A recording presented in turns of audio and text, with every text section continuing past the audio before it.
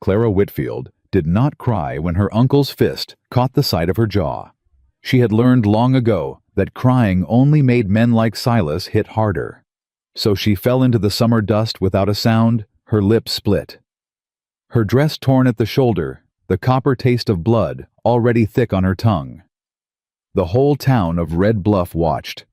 Not a single soul moved. That was the moment Ethan Calloway wrote in. If this story moves you, subscribe and follow Clara's journey to the very end, and drop a comment telling me what city you're watching from. I want to see how far this story travels. The summer of 1878 came to Red Bluff, Arizona territory like a punishment nobody had earned and nobody could escape. The sky turned the color of bleached bone by 8 in the morning. The earth cracked in long, ugly lines. The cottonwood trees along the creek bed had gone gray at their edges, their leaves curling inward like fists. Water cost more than flour that season. Cattle were dying on open range. And people, ordinary frightened, struggling people, were turning mean in the way that only real desperation can make a person mean. Clara Whitfield had lived inside that meanness for 6 years. She was 22 years old, though she moved through the world with a careful stillness that made most people guess older. Her eyes were gray, the kind of gray that holds light without giving it back. Her hands were rough and capable. Her posture, even in rags, even covered in cooking grease and supply dust, stayed straight, not out of pride exactly, but out of practice. She had taught herself to stand tall, because she had learned young that a woman who curls herself small invites people to step on her. It hadn't worked in the end, but she kept standing anyway. The trading post that bore the name Whitfield and Sons in chipped yellow paint above the door had been her prison for 6 years, ever since her mother Ruth had died of a fever in the spring of 1872. Clara had been 16 years old alone, and her only living relative was her mother's brother Silas. He had arrived at the graveside already calculating. He had taken her in with the language of charity and the intentions of a man who had found something useful for free. 6 years later, Clara had cooked every meal in that building, washed every shirt swept, every floor, kept every account book written, every supply order in her careful, even hand, and managed every customer who came through the door needing fair treatment when Silas was drunk in the back room, which was most afternoons and all of Saturday. In return, she had received a cot near the kitchen stove, 2 dresses her meals when Silas remembered to leave food, and the daily reminder that she was a burden, a mistake, a charity case who ought to be grateful for the roof above her worthless head. She had not been paid a single dollar, not once in 6 years. On the afternoon that everything changed, it was a Thursday in late July. The heat was catastrophic. Clara had been in the supply room since before dawn, taking inventory of the incoming freight that had arrived by wagon the previous evening. She counted bolts of cotton cloth, sacks of cornmeal, and salt tins of lard dried beans, a crate of canned peaches, 2 boxes of ammunition, and 1 small shipment of ladies' combs and hair ribbon that Silas had ordered without asking her and would now expect her to sell by charm alone. She recorded every item in the ledger in her precise handwriting. She noted what had arrived, what was missing from the order, and what the supplier had apparently substituted without authorization. She cross-referenced the invoice against the order form. She found a discrepancy of $4.60. She set the ledger on the counter and went to find Silas. He was in the back room with 2 men Clara had never liked. A railroad surveyor named Dobbs, who smelled of tobacco and bad intentions, and a land speculator from Tucson, whose name she had never been told, but who looked at her the way men look at furniture they are considering purchasing. "There's a discrepancy in the freight invoice," she said from the doorway. $4.60. The supplier shorted us on the cornmeal and didn't note it. Silas looked up from his whiskey. His face had gone the deep, blotchy red that meant he had been drinking since noon. His eyes held that particular meanness, the meanness that was looking for a place to land. "Who asked you?" he said. "Nobody asked me. But if we don't dispute the invoice before the wagon company's courier leaves town tomorrow morning, we lose the money. That's your money, Silas. I'm only—" "I said?" Silas repeated louder. "Who asked you?" Dobbs laughed. The Tucson man studied his fingernails. Clara stood in the doorway for one more moment. She was deciding whether this was the fight worth having. It usually wasn't. Most days she absorbed the cruelty. The way dry ground absorbs rain, took it in, let it disappear, kept moving. But today she was tired.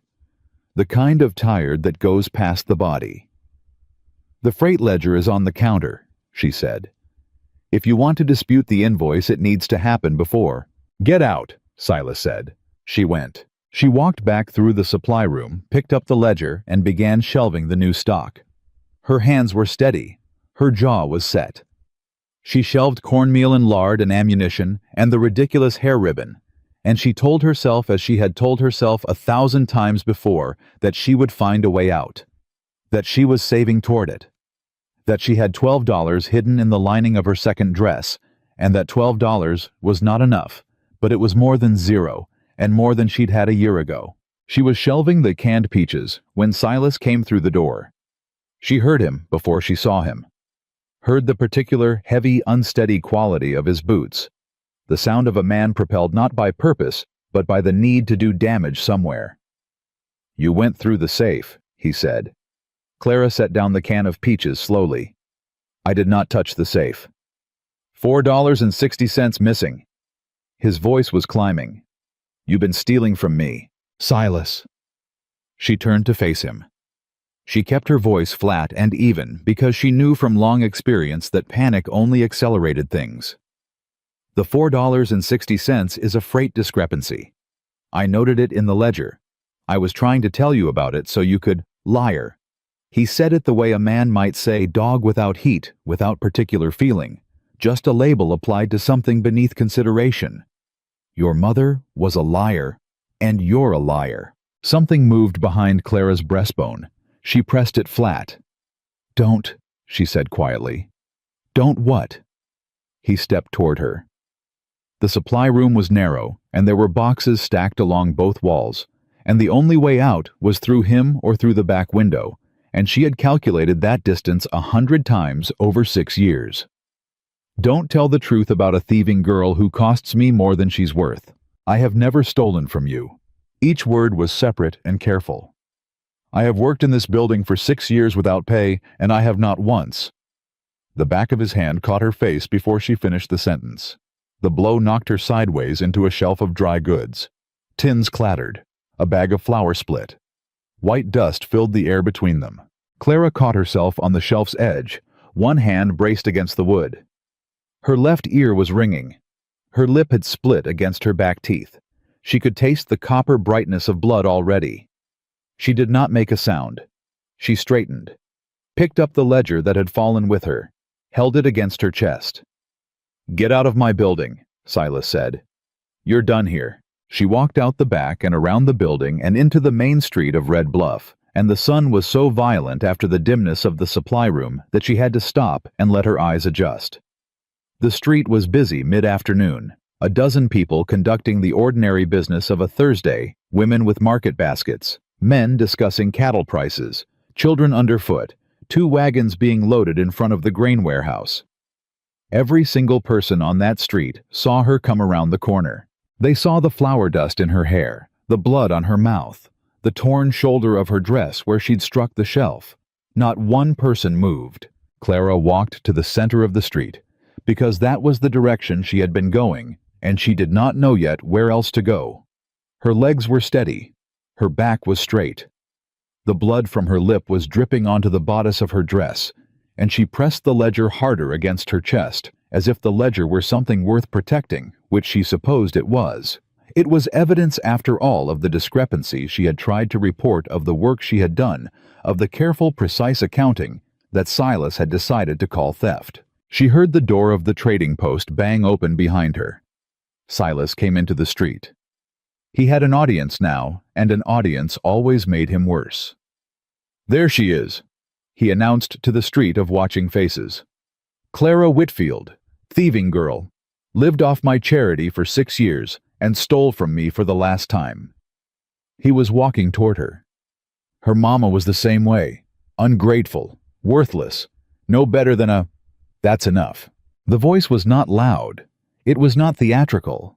It was simply a voice that landed with such complete authority that it stopped Silas Whitfield mid-sentence and turned every head on the street toward the rider who had just come in from the north end of town. Clara turned too. The man sat his horse with the particular easy economy of someone who had been in the saddle most of his adult life. He was perhaps 35 or 36, lean and sun-darkened with dark eyes that were currently reading the street with the calm, comprehensive attention of a man who was making calculations and had nearly finished making them. He wore a dark brown vest over a light shirt with the sleeves rolled at the forearms, a dark hat, a holstered revolver he had not reached for, dust on his boots that said he had been riding a long time. He did not look angry. That was the thing that made people step back. He looked decided. He swung down from the horse in one smooth motion, dropped the reins over the post outside the grain warehouse without looking, and walked toward Silas Whitfield with his hands loose at his sides. "Hit her again," he said, "and you answer to me." Silas blinked. He outweighed the stranger by 30 pounds, and he had 2 men at his back. Dobbs and the Tucson speculator had followed him into the street. He drew himself up with the false courage of a man who has always had an audience to protect him. "This is none of your affair," Silas said. "This woman is my kin, and she's a thief, and I'll handle her however I—" "No," the man said. "Just the one word, flat as a stone. You don't know her." Silas tried again, voice rising. "You don't know what she's done. She's been stealing from me for—" "I know what I saw," the man said. "I know what this whole street saw." He let his gaze move briefly across the watching faces, and Clara saw something interesting happen. Several people looked away. A few looked ashamed. One woman with a market basket dropped her eyes to the ground. "My name is Ethan Calloway," the man said, and a low murmur moved through the crowd in a way that Clara didn't understand yet. "And I'm asking this young woman if she needs assistance." He turned to Clara then. He looked at her directly, not with pity, not with the particular bright male concern that she had learned to distrust, because it always came wrapped around an expectation, but with a simple level attentiveness, as if her answer genuinely mattered, and he was prepared to wait for it. "Ma'am," he said, "are you all right?" Clara became aware that she was still holding the ledger against her chest. She became aware of the blood drying on her lip, of the flour dust in her hair, of the 30-some-odd people watching her from the safety of their uninvolvement. She was not all right. She had not been all right for 6 years, but she was standing. "I'm standing," she said. Something moved across Ethan Calloway's face. It was not quite a smile. It was something quieter and more serious than a smile. "Yes, ma'am," he said. "You are." He turned back to Silas. "She's leaving now," he said. "You're going to let her."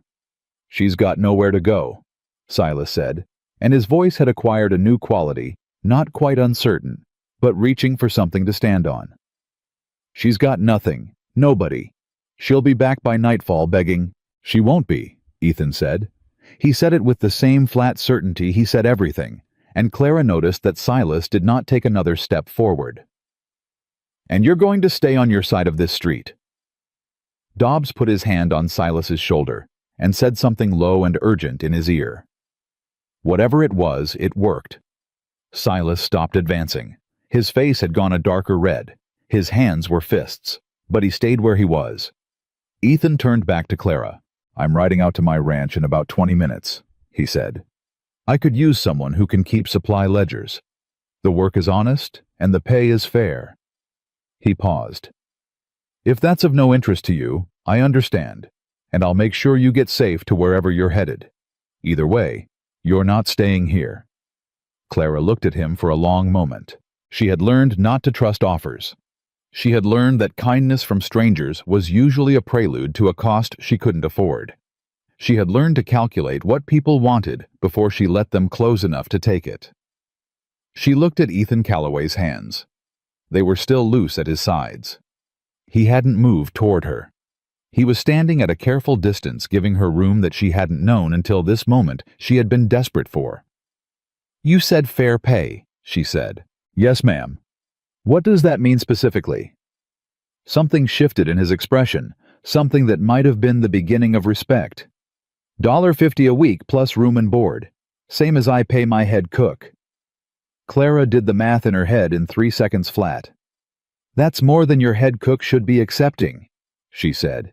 Going rate for experienced household management and bookkeeping is closer to $2 a week in this territory. Ethan Calloway looked at her for a moment. $2 a week, he said, plus room and board. And I keep my own accounts, Clara said. And my own time on Sundays. Done, he said. Clara exhaled through her nose. She looked back at the trading post at Silas, standing in the street with his whiskey-flushed face and his fury that was already curdling into something smaller, into the sulk of a man who knows he has lost the audience. She looked at the closed faces of the people on the street who had watched her fall and watched her bleed and had not moved. She looked down at the ledger in her hands. The ledger that contained, she suddenly remembered certain entries from 2 years ago that she had never fully understood, entries in Silas's handwriting that had never matched any freight invoice she'd been given. Figures that had never appeared in the official accounts, amounts that were consistent in size and irregular in timing. She tucked the ledger under her arm. I'll need 5 minutes to collect my things, she said. Take 10, Ethan Calloway said. She walked back past Silas without looking at him. She walked through the supply room, past the split flour bag and the scattered tins, and into the small back room where her cot stood in the corner. She took her second dress, rolled it around the $12 in the lining. She took her mother's small Bible, the one thing of Ruth Whitfield's that Silas had never bothered to notice. She took her good pen and the ink bottle and her personal record book, the one she'd kept in secret for 3 years, logging every hour of work and every item she'd handled and every dollar she'd saved. She looked at the cot, at the stove, at the window above the cot where she had watched 6 years of Red Bluff mornings arrive without her permission. She picked up her bundle. She walked out the front door of Whitfield & Sons trading post for the last time. Ethan Calloway was waiting where he said he'd be, holding his horse's reins and talking to nobody, looking at nothing in particular, giving her the dignity of an exit that didn't require an audience. The street had mostly cleared. Silas was gone. Dobbs and the Tucson man were gone. There were 2 women by the dry goods store who watched Clara come out with expressions she couldn't quite read, not unkind exactly. More like the expression of people watching something happen that they wished they had been part of earlier. Clara walked to where Ethan Calloway stood. I should tell you, she said, that I don't know you. I don't know your ranch or your people or whether your word means what it sounds like it means. That's fair, he said. I'm coming because I have $12 and a cot that belongs to a man who just told me to leave, she said. Not because I trust you. Also fair, he said. But I'll keep the accounts honestly, she said. Whatever else the accounts will be honest. That's what I do. Ethan Calloway looked at her.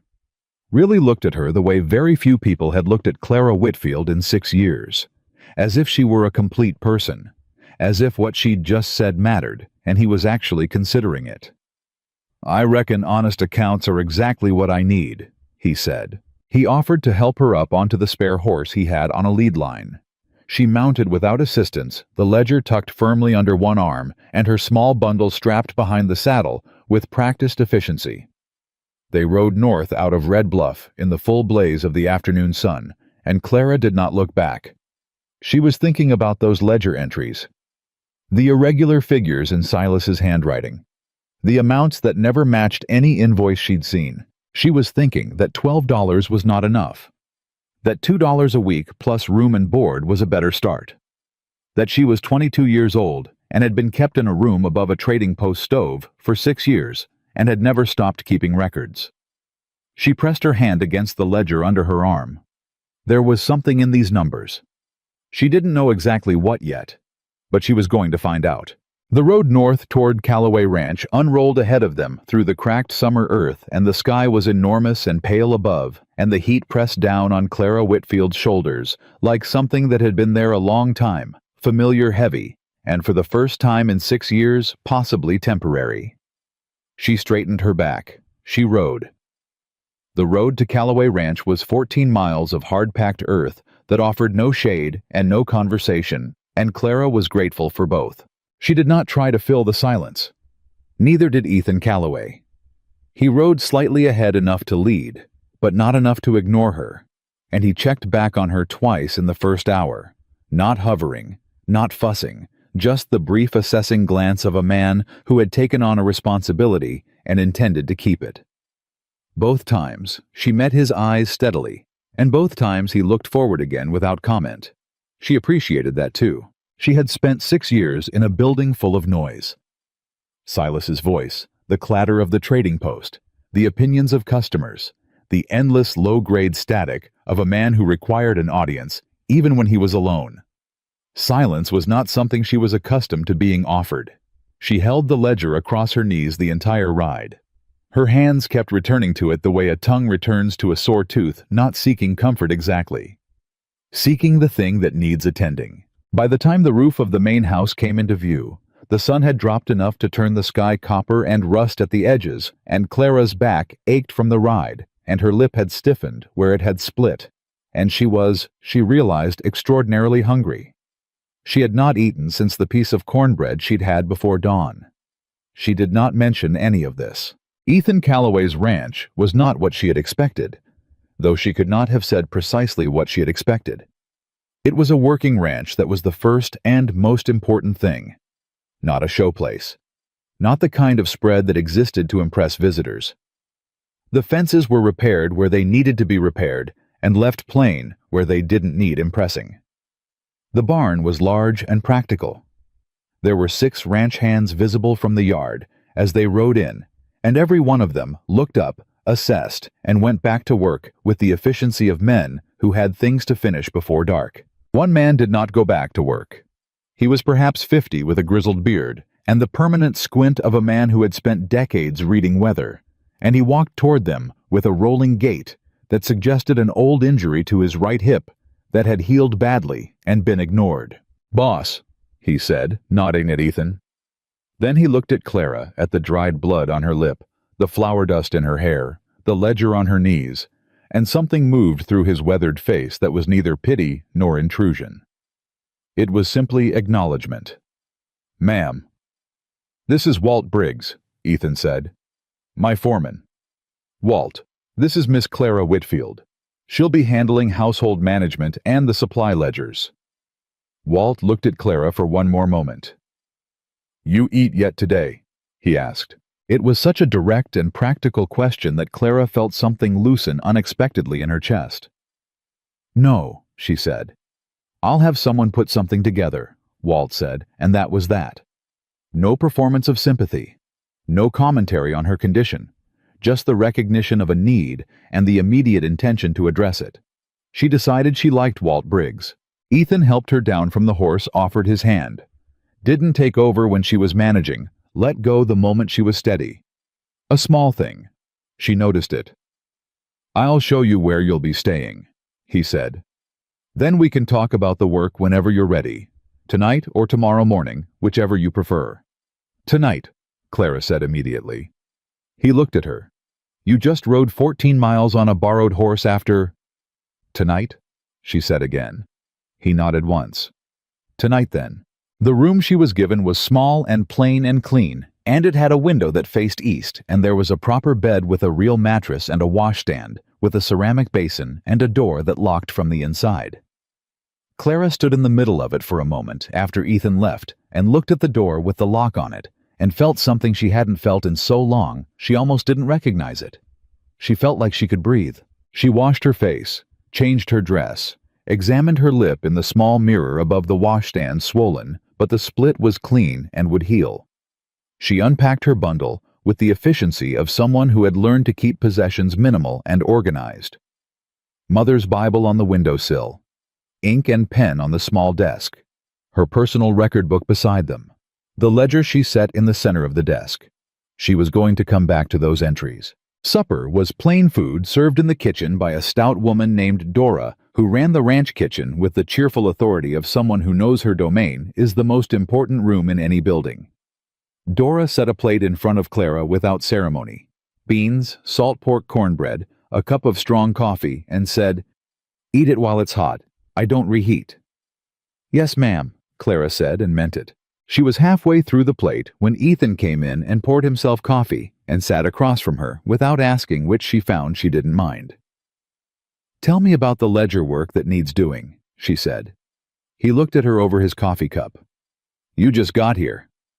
You said you needed someone who can keep supply ledgers. I'd like to understand the scope." He was quiet for a moment. "Current cook manages the household accounts, but the supply records are a mess. 3 different hands have kept them over the past 2 years, none of them with any system, and I can't get a clear picture of what's coming in or going out." "How long has the discrepancy been running?"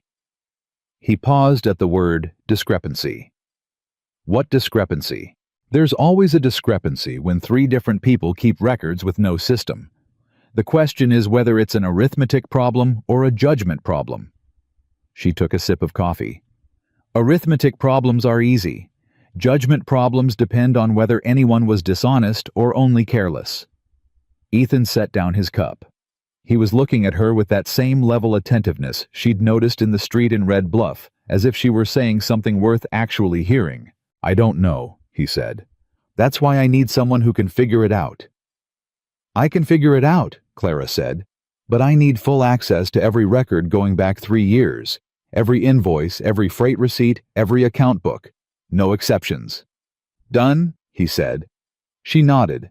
"I'll start tomorrow at first light." She went back to her beans. Ethan watched her eat for a moment with an expression she couldn't quite categorize, then picked up his coffee again. "You want to know how I knew your name back there?" she said without looking up. "In Red Bluff. You noticed the crowd reacted when you said it." "I did notice that," she said.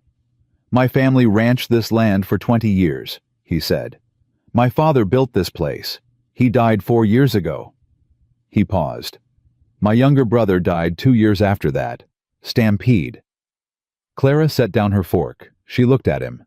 "I'm sorry," she said, and she meant that too. "I run the ranch alone now," he said. "Walt and the hands and Dora, but the decisions are mine." He looked into his coffee. "I don't say that to impress you. I say it because you should know what you've come into. It's a working ranch. It's hard work, and I keep my word when I give it." $2 a week plus room and board, Clara said. $2 a week plus room and board, he confirmed. "Sunday's your own." Clara picked up her fork again. "Then we understand each other," she said. They did not speak again that evening. But the silence between them, Clara noticed, had changed its quality.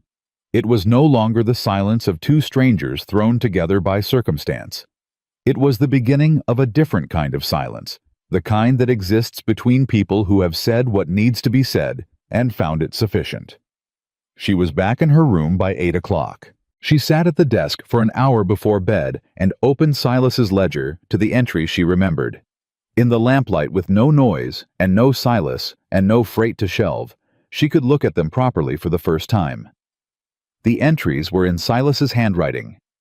Amounts ranging from $40 to $120 recorded under a category he had labeled simply Estate, with a date beside each entry.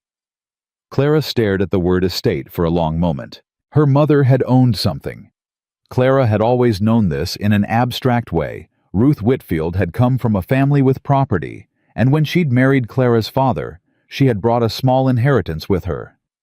Clara's father had died when Clara was 8, and after that, Ruth had managed alone quietly, with the careful efficiency she had apparently passed to her daughter. But Silas had handled Ruth's affairs after her death, had managed the estate such as it was, had moved Clara into the trading post, and told her there was nothing left, that Ruth had spent it all, that the estate was debts and obligations, that Clara was lucky to have even a cot and a meal.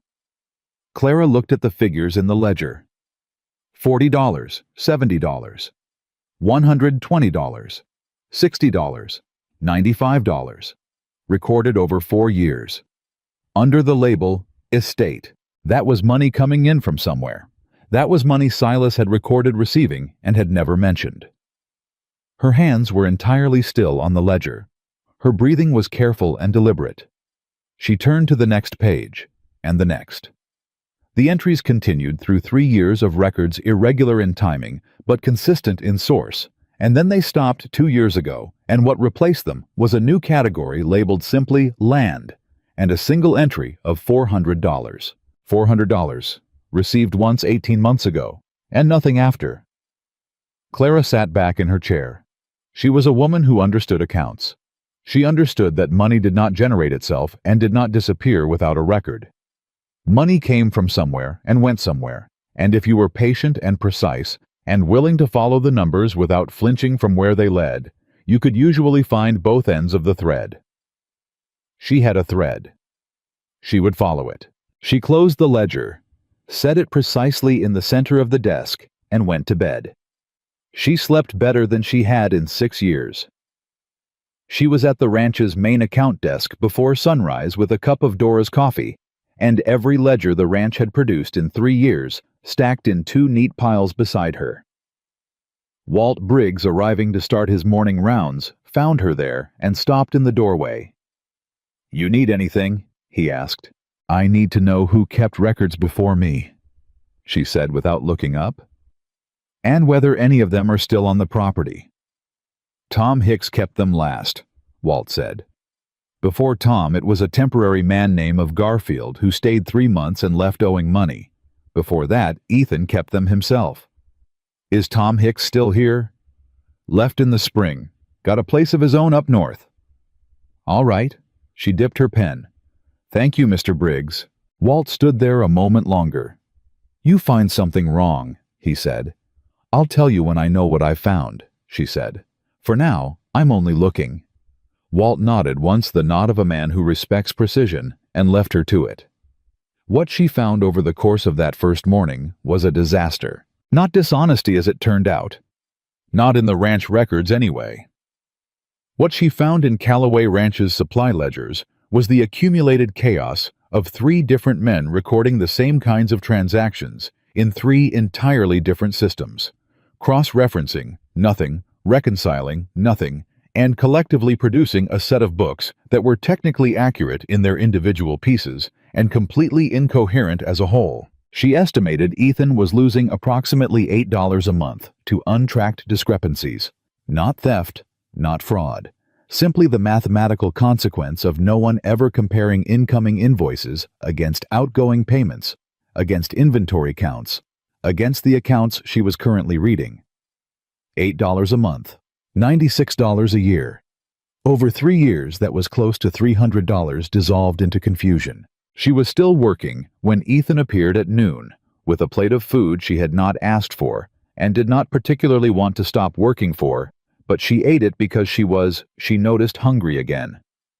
"How bad is it?" he said. "You're losing $8 a month to untracked discrepancies," she said. "Not theft. Disorganization. I can fix it." "How long?" "I'll have a clean set of books by end of week. I'll have a system running by end of the month that will prevent the same problem going forward." She paused. "You're also being overbilled by your dry goods supplier. 17 cents per unit on your cornmeal order, which adds up to approximately $3 a month. I'll need to write a letter of dispute." Ethan sat down in the chair across from her desk. He had that expression again, the considering one, the one that felt disconcertingly like being actually seen. "Miss Whitfield," he said. "Clara," she said without thinking. And then, surprised by herself, "If you prefer." "Clara," he said. And something about the way he said it, straightforward, respectful, without any of the particular weight men sometimes gave a woman's first name when they wanted her to know they'd been granted something, made her feel unexpectedly that it was all right. "Have you eaten anything today besides what I just brought you? I had coffee before sunrise. Dora's going to have opinions about that. Tell her I'm efficient, not negligent." She looked up from the ledger. "I'll eat proper meals. I just needed to understand the scope first." Ethan looked at her for a moment longer. "You always lead with the work?" he asked. It wasn't a criticism. It was a genuine question.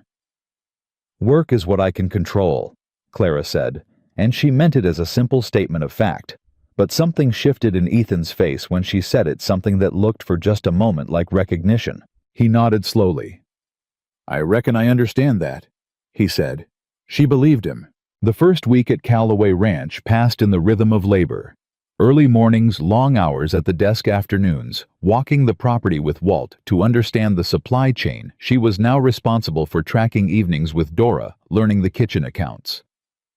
The ranch hands watched her with the cautious assessment of men uncertain what to make of a woman who arrived with a bloody lip and a ledger, and immediately started asking questions about their freight receipts. None of them were unkind. 3 of them were eventually helpful. A hand named Cooper Young and Ernest took it upon himself to make sure she always had a full cup of coffee at the desk. An older man named Harlan, who had been with the Calloway family since Ethan's father's time, stopped by the desk 3 evenings in a row before finally saying gruffly that she had her numbers right about the feed supplier's delivery weights, and he'd been saying the same thing himself for a year, and nobody had listened. "Then we agree," Clara said. "Write it down and sign it. I'm putting together a formal record." Harlan looked at her with something that was almost, she thought, admiration. "Yes, ma'am," he said. And he did. The only person who did not watch her with caution or assessment was Ethan Calloway, who watched her when he watched her at all, with the same level directness he had shown from the first moment in Red Bluff. Not calculating, not performing, just present. He left coffee outside her door in the mornings before she woke. She noticed this on the 3rd morning when she opened her door at 4:30 and nearly tripped over the cup. It was still hot. She did not mention it. She drank the coffee and went to work. On the 4th evening, she found a split in the left sleeve of his work shirt. When she passed the kitchen, it had been left over a chair waiting for repair, and Dora's hands were already occupied with mending 3 pairs of work trousers. Clara sat down without being asked and had the sleeve repaired in 20 minutes, working by lamplight with the small, precise stitches she had learned from her mother. She folded the shirt and left it on the chair and went to bed. He didn't mention it either. But the next morning, there were 2 cups of coffee outside her door.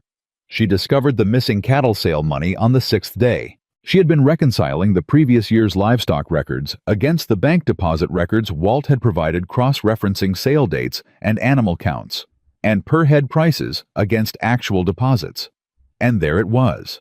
A cattle sale from 8 months ago, 42 heads sold at $9 per head, $378 total receipt recorded, but the corresponding bank deposit was $38 short. Not $8, not a rounding error. $38. She sat very still for a moment. Then she went back through the records and found 2 more. 3 separate sales over the past 18 months. Discrepancies of $31, $38, and $44 respectively. $113 total received by the ranch and not deposited. She put her pen down. This was not disorganization. She was still sitting there, her hands flat on the desk on either side of the open ledger, when Ethan came in from the afternoon pasture work. He was dusty and tired, and he took one look at her face and stopped in the doorway. "What?" he said. "I need you to sit down," Clara said. He sat. She laid it out for him exactly as she had found it. The dates, the amounts, the discrepancy between receipt records and deposits. She did not editorialize. She simply presented the facts in the order she had found them and let the numbers speak. When she finished, Ethan was very quiet for a moment. "Tom Hicks kept the records during that period," he said finally. "Yes?" Clara said. "The handwriting on the sale receipts is consistent with the ledger entries he made in other records. I can show you the comparison." Ethan looked at the ledger. His jaw was tight. His hands on the desk were still. $113, he said. "Yes." "That's 2 months of wages for the whole crew." "Yes." He breathed out through his nose. "Do you have enough to take to the sheriff?" Clara considered the question carefully. "I have enough to establish a strong pattern of discrepancy. Whether it constitutes proof of intent depends on whether Hicks can provide an accounting of the missing funds." She paused. "I can prepare the documentation. What you do with it is your decision." Ethan looked at her for a long moment. "You're very careful about that," he said, "about not making decisions that aren't yours to make." "I've had decisions made for me without my consent for 6 years, Clara said. "I don't do that to other people." He held her gaze for 3 full seconds. "No." he said quietly. "I don't reckon you would." He reached across and closed the ledger gently, and his hand brushed her fingers in the process, a contact so brief she might have imagined it, except that she didn't imagine things. "I'll handle Tom Hicks," he said. "You prepare the documentation." "Already started," she said. He almost smiled. Not quite. "Clara," he said. "Thank you," he said. And the simplicity of it, no performance, no inflation. Just two plain words offered without debt attached, stopped something in her chest, for just a moment before she breathed again. "It's what you're paying me for," she said. "It isn't actually," he said. "I'm paying you for the supply ledgers. This is considerably more than that." She looked at her pen. "I notice things," she said. "I've always noticed things. It's not something I can turn off." "I know," he said. "I noticed that." He left to send word to the sheriff in town, and Clara sat alone at the desk in the failing afternoon light and pressed her fingertips against the closed cover of the ledger and thought about the other ledger, Silas's ledger, with its estate entries and its $400 land payment. She had not forgotten. She had simply been waiting until she had enough ground under her feet to look at the rest clearly. She was starting to have ground. 3 days later, a ranch hand named Pete Grover came in from the north pasture with a gash on his forearm, where a wire fence had caught him a clean cut, but deep and bleeding steadily by the time he made it to the yard. Dora had gone to town with Walt. Ethan was out at the far pasture. Clara set down her pen, assessed the wound, went to the kitchen for the supply box, and had the cut cleaned, packed, and bound before Pete fully registered that the bookkeeper was the one treating him. "That's you done this before, ma'am?" he said, watching her work with eyes slightly wide. "Yes," she said. "Hold still." "Where'd you learn?" "My mother," she said. "And 6 years of being the only person in a building who thought ahead." Pete was quiet for a moment while she secured the binding. "You're real different than we thought you'd be," he said finally. Clara looked up from the bandage. "What did you think I'd be?" He had the grace to look sheepish. "Fragile, I reckon. The boss brought you in looking like someone had hurt you. We thought—" He stopped. "Wasn't our place to think anything." "No," Clara said, not unkindly. "But for what it's worth, I'm not fragile. I've just had a very long time to learn how to absorb impact." Pete looked at her with an expression she'd been seeing more of lately around the ranch. The particular look of a person revising an assumption they hadn't realized they were making. "Yes, ma'am," he said. She secured the last knot and sat back. "Change the dressing tomorrow morning. If it goes red at the edges, come find me before you go to Ethan." "Yes, ma'am," he said again, and there was something different in it this time. Not gratitude exactly, more like the beginning of simple, unpretentious regard. She returned to the desk. She dipped her pen. She was building something here. She could feel it in the architecture of each day, the accounts growing cleaner, the ranch hand's wariness slowly becoming something else. The coffee outside her door each morning and the small ordinary transactions of shared labor that were. She understood somewhere below full consciousness the way trust actually worked. It was not the trust she was used to, transactional, conditional, liable to be revoked the moment she failed to perform. This was the kind built from the accumulation of small moments that didn't require anything in return. She was trying not to count on it. She was trying at the same time not to dismantle it before it had a chance to exist. On the 10th night, she sat on the porch after supper because the evening air had briefly relented from the summer's violence, and there was something approaching bearable in the temperature, and Ethan came out and sat in the chair beside her without asking and without saying anything, and they listened to the coyotes calling across the dark range. After a long time, he said, "My brother's name was James." Clara did not look at him. She understood instinctively that this required the particular respect of not being watched. "He was 28 when he died," Ethan said. "He was the easy one. The one people liked right away." A pause. "I was always the one you had to get used to." "Some things worth having take time," Clara said. Ethan was quiet. Then, "Is that experience talking?" "It's observation," she said. Then, after a moment, "and maybe some experience." Neither of them said anything else. The coyotes called, and the night settled around Callaway Ranch, and Clara Whitfield sat in a chair on a porch that was not hers, and felt cautiously, tentatively, with every instinct she owned, still watching for the catch almost safe. She was not going to say that out loud, but she was going to stay. She was going to find out what Silas had done with her mother's money. And she was going to do it from here, from this desk, from this porch, from this place, where someone left coffee outside her door before dawn and said thank you without attaching a price. That was enough for now. That was, she thought, pressing her hands flat on her knees and watching the stars come out one by one over the Arizona desert, more than enough. The letter arrived on a Tuesday.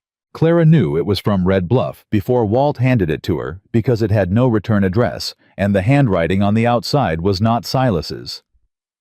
Silas never wrote his own letters when he could pay someone else to do it. But the ink was the same, cheap brown black she had bought for the trading post every 6 weeks for 6 years. And she recognized it the way you recognize the smell of a place you were unhappy in. She set it on the desk without opening it and finished the column she was adding. Walt watched her from the doorway. "You going to open that?" "In a minute," she said. She finished the column, checked it, set down her pen. Then she picked up the letter and opened it with the same precise efficiency she applied to everything. It was not from Silas directly.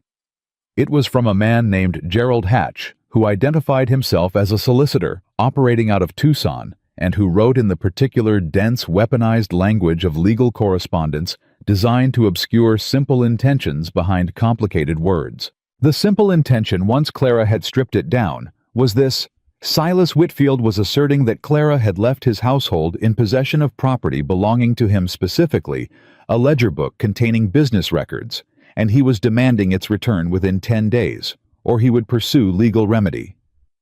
Clara read it twice. Then she set it down. "Problem," Walt said. "Opportunity," Clara said. She picked up her pen and began writing a response. She wrote it in 3 drafts. The first draft being the letter she wanted to write, which was precise and comprehensive and anatomized every discrepancy she had found in Silas's records going back 4 years. The second draft being a shorter version that made the same points without the full evidence. The third draft being what she actually sent a single paragraph informing Mr. Gerald Hatch that the ledger in question had been the working record of Whitfield & Sons trading post and contained entries she had made in the course of her employment, that she had questions about certain of those entries that she believed a territorial court would find equally interesting, and that she would welcome the opportunity to discuss the matter before any legal proceedings were initiated. She signed it, sealed it, handed it to Walt with money for the post. "What did you write?" Walt asked. "A polite invitation for him to reconsider," Clara said, and went back to work. She told Ethan that evening. She laid the solicitor's letter on the table between them at supper, watched him read it, watched the line of his jaw go tight, and then deliberately release. "He wants the ledger back," Ethan said. "He wants the evidence gone," Clara said. "The ledger is the excuse." Ethan looked up. "What evidence?" She had been waiting for the right moment to tell him everything. This was the moment. She told him about the estate entries, about the irregular payments recorded over 4 years under a label that had no corresponding invoice, no freight receipt, no business explanation. About the $400 land entry 18 months ago that stood alone in the record like a door that had been closed too fast. She told him what she believed it meant that her mother had left something money property land rights, or some combination, and that Silas had been collecting income from it for years while telling Clara there was nothing. Ethan listened without interrupting. When she finished, he was quiet for long enough that she started to wonder whether she had miscalculated, whether this was too much, too complicated, too far outside the scope of what he had offered her. Then he said, "What do you need?" Just that. What do you need? Not "are you sure?" And not "that's a serious accusation," and not the particular skeptical half-frown she had practiced reading on men's faces for years. Something in her chest did a complicated thing, "I need to get to the county land records office in Prescott," she said, keeping her voice even. "If my mother owned property, there will be a deed. If the deed was transferred, there will be a record of that too. If Silas sold something that belonged to my mother's estate without legal authority, that's not a civil matter. That's fraud." "Prescott is 2 days' ride," Ethan said. "I know. I can take you Saturday." "You don't have to. Clara." He said her name the way he always said it, straight and simple and without decoration. "I have business at the land office anyway. Fence line dispute with a neighbor that needs the survey records. I was going next month. I'll go Saturday instead." He picked up his coffee cup. "Unless you'd rather go alone." She considered it honestly. She was capable of going alone. She had $12. No, she had $12 plus 3 weeks' pay, which was $18, which was enough.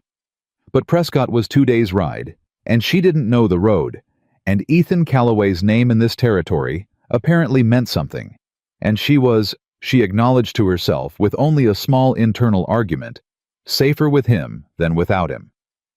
"Saturday," she said. "Saturday." He agreed. They left before dawn with 2 horses and enough provisions for the road, and Clara brought her personal record book and every note she had made about the ledger entries organized into a leather folder she had stitched together from scraps in the supply room. The ride to Prescott was long and largely silent, but it was a different silence from their first ride together. This one had texture to it, the comfortable silence of people who had already said the important things and didn't need to fill the air to prove they were present. Once around mid-morning of the first day, Ethan said, "My father bought this land in 1859, fought for every acre of it." "Did he get to see it become what it is?" Clara asked. "Long enough," Ethan said. "He died knowing it was solid." A pause. "James would have expanded it south. He always wanted the grazing land by the creek." Another pause longer. "I think about what he'd say about the dry summer. Probably something ridiculous that would make everyone laugh." "What would you say about it?" Ethan thought about it. "I'd say we need to dig the secondary well faster and stop pretending the creek won't run low." "Practical," Clara said. "James called it boring," Ethan said. "Said I never learned to make a problem sound interesting." "Problems don't need to sound interesting," Clara said. "They need to get solved." Ethan glanced at her sidelong. "You two would have argued about that constantly," he said. And then, as if surprised by himself, "He would have liked you." Clara looked at the road ahead. "I think I would have liked him," she said carefully. "But I'm glad it's you here. James sounds like he would have tried to make me laugh when I was trying to concentrate." Ethan made a sound. It took her a moment to identify it. It was a laugh short and genuine, and slightly rusty, like something that hadn't been used in a while. She found herself smiling at the road. They camped one night on the trail and reached Prescott by noon of the second day, and Clara went directly to the county land records office while Ethan took the horses to the livery and went to handle his fence line dispute. The clerk at the records office was a small, harried man named Mr. Fenn, who clearly did not see many women asking to search deed records and who clearly did not know how to process this information in a way that avoided either condescension or excessive helpfulness. Clara gave him no opportunity for either. "I'm looking for any property deed recorded under the name Ruth Whitfield," she said, or Ruth Darnell, which was her maiden name, in the 10 years prior to 1872, and any subsequent transfer of deed recorded after 1872 from either name. Please. Mr. Fenn found the records in 20 minutes. Ruth Whitfield née Darnell had owned a parcel of land and a standing house outside of Red Bluff, Arizona territory, 12 acres of building, a water right to a seasonal creek that ran through the northeast corner of the property. The deed was recorded in 1869, transferred from Ruth's own father's estate. Ruth had owned it outright, no lien, no debt, no encumbrance. In 1874, 2 years after Ruth's death, the deed had been transferred to Silas Whitfield. Clara's hand was completely steady on the desk. She had known this was likely. She had followed the numbers here precisely because she expected this. She had prepared herself, and yet reading her mother's name on that deed, and then reading the date the land had been taken from under it, she felt something move through her that she had not entirely prepared for. Not grief exactly, something older than grief. The particular ache of understanding finally the full shape of what had been done to you. "I need a certified copy of both documents," she said. Her voice was steady. "The original deed and the transfer." "That'll be whatever it costs," she said. "Please." She was sitting on the steps outside the land records office with the certified copies in her folder when Ethan found her 20 minutes later. He took one look at her face and sat down beside her on the step without saying anything. She showed him the documents. He read them. He was quiet. "He transferred it to himself," Ethan said, 2 years after your mother died. "With no living adult witness I can find and no court oversight," Clara said. "My mother had no will recorded here. In the absence of a will, the property should have gone to her nearest blood heir." She paused. "That's me. I was 16 and he was my guardian, and he used that to take what was mine." Ethan set the documents down. His hands on his knees were very still. "And the $400 in the ledger," he said. "He sold the land," Clara said, 18 months ago, to whoever is currently developing the railroad corridor in that part of the territory." She had checked the secondary records while Mr. Fenn was making the copies. The parcel had been sold to a Tucson landholding company that Clara recognized now as the company associated with the speculator who had been in Silas's back room the day she was thrown out. "He'd been collecting income from the water right for years. Those are the estate entries. Then he sold the land outright for $400.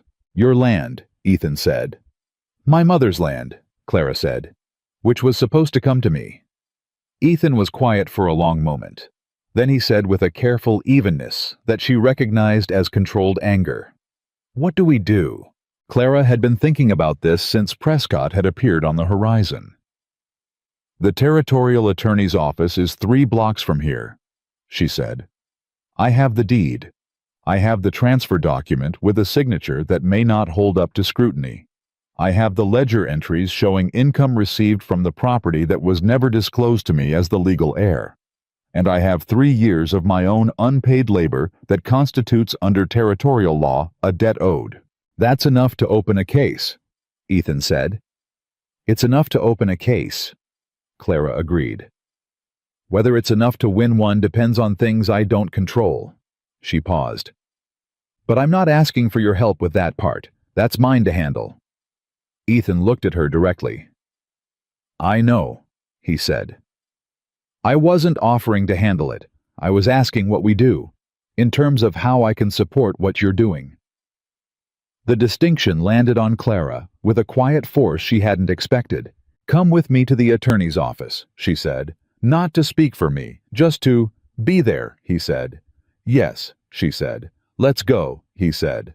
The territorial attorney, a heavy-set man named Aldous Crane, who had intelligent eyes behind thick spectacles, listened to Clara for 45 minutes without interruption. He examined the deed. He examined the transfer. He examined the ledger entries she had transcribed, noting the dates and amounts. He asked 6 precise questions, all of which Clara answered without hesitation. At the end, he looked at her over his spectacles. "Miss Whitfield, you're telling me you kept personal records of your own labor during this period?" "Yes, sir. 3 years of daily records. Hours worked, tasks performed, estimated fair market value for each category of labor." Crane looked at Ethan. Ethan said nothing because he understood this was not his moment to speak. "And you're prepared to sign an affidavit to the facts as you've presented them?" Crane said. "Yes, sir," Clara said. Crane set down the documents. He folded his hands on his desk. "Miss Whitfield," he said, "I've been practicing law in this territory for 19 years, and I will tell you honestly that cases of this nature estate, fraud, improper guardianship, unpaid labor are not simple. They take time. They face resistance. Men like your uncle have resources and connections, and they use both." He paused. But I will also tell you that the documentation you've presented is among the clearest I've seen for a case of this kind. You've done most of my work for me." Clara felt something in her chest that was equal parts relief and resolution. "What's the next step?" she asked. "I'll file a petition with the territorial court to have the 1874 deed transfer reviewed," Crane said. "In the meantime, I strongly recommend you do not return the ledger. Whatever correspondence you've received from a solicitor in Tucson, ignore it, and forward all future correspondence to me." He looked at her steadily. "And I recommend you stay out of Red Bluff until this is resolved." "I understand," Clara said. She and Ethan rode back to the ranch in a silence that was different from all the previous silences, fuller weighted with the specific gravity of something having been set in motion that could not be unset. On the first night of the return ride, sitting beside the small fire with her notes spread across her knees, Clara said, "I'm not going to let this make me afraid." Ethan looked at her from across the fire. "I spent 6 years afraid in that building," she said. "Afraid of what Silas would do if I complained. Afraid to leave because I had nowhere to go. Afraid to stay because I could feel what it was doing to me." She looked at her notes. "I'm not going to let the next part of this be afraid too. Whatever happens with the court, whatever Silas does, I'm going to be the one who decides how I stand." Ethan was quiet for a moment. "You know he won't let this go quietly," he said. "Not a warning. A statement of fact offered between people who deal in facts." "No," Clara agreed. "He won't. He'll come at you," Ethan said. "Might be through the solicitor, might be something uglier." "I know. I want you to know," Ethan said, and his voice was deliberate and careful in a way she had come to recognize as his version of emphasis. "That whatever he does, whatever direction it comes from, you are not handling it alone. Not because you can't, but because you don't have to." Clara looked at him across the fire. The firelight did things to his face that the flat Arizona sun didn't soften the lines around his eyes, made him look for a moment less like the careful, closed-off man she'd first seen in Red Bluff, and more like the person she'd been slowly assembling from all the small evidence of who he actually was. "Thank you, Ethan," she said. It was the first time she had used his first name without catching herself and correcting it. He noticed. She saw him notice. "Get some sleep," he said quietly. "Long ride tomorrow." She closed her notes. She lay down on her bedroll and listened to the fire settle and the horses shift, and somewhere in the distance a coyote call and be answered by another, and she thought about her mother's land. 12 acres, and a house, and a water right. And about what it meant that the land had existed all this time, hers by rights, while she had been sleeping on a cot in a back room thinking there was nothing. There had always been something. She fell asleep thinking about that. They were 2 hours from the ranch the next afternoon when they saw the rider coming south on the road at speed. It was Cooper, the young hand with the earnest face who kept her coffee full, and he pulled up short when he spotted them, and his expression was tight in a way that made Clara's chest close down before he'd said a word. "Boss," Cooper said, slightly breathless, "you need to know. Man came to the ranch this morning. Big fella said his name was Dobbs. Said he had business with Miss Whitfield." Clara felt the name like a cold hand on her spine. Dobbs. The railroad surveyor from Silas's back room. "What did he want?" Ethan said. His voice had gone very flat. "Said he had a message from her uncle. Wouldn't leave the message with us. Said he'd be back." Cooper looked at Clara. "Walt told him to clear off the property. He went, but Walt said to tell you he didn't go far." Ethan looked at Clara. She was already thinking 3 steps ahead. Dobbs' arrival at the ranch was not coincidence, and was not simply a message delivery.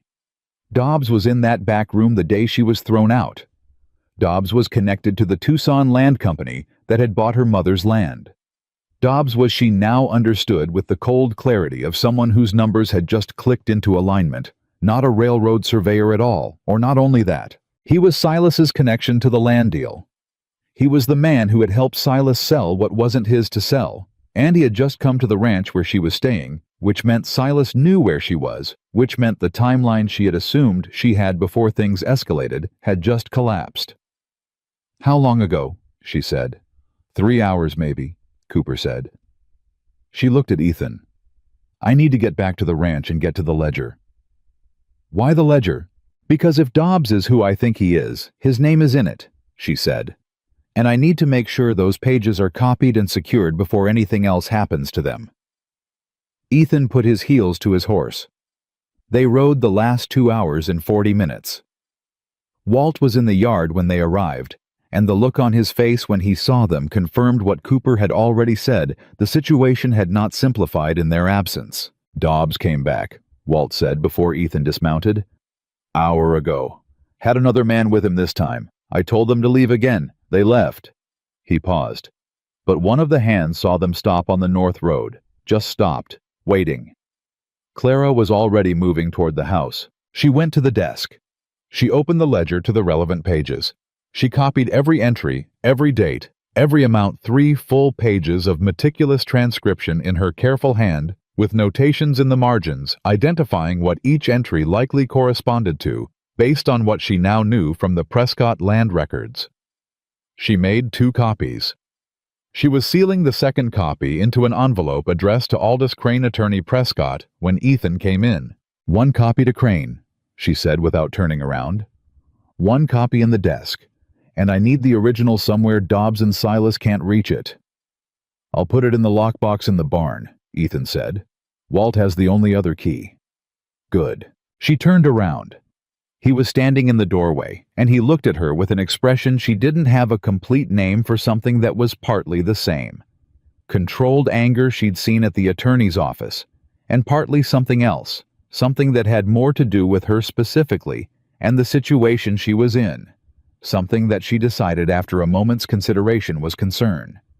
Genuine, unperformative concern. He's coming here, she said. Silas. Not just Dobbs. Silas will come. I know, Ethan said. This is your property, she said. This is your ranch. What happens here involves you and your people and I. She stopped, started again. I need you to know that I didn't intend to bring this to your door. If you want me to, Clara. His voice was quiet and absolute. Stop. She stopped. You're not a problem I'm managing, he said. You're a person He paused. Something moved across his face. You're a person on this ranch, my ranch, and what happens on my ranch is my business. He held her gaze. Nobody is dragging you back to anything, not while I'm standing.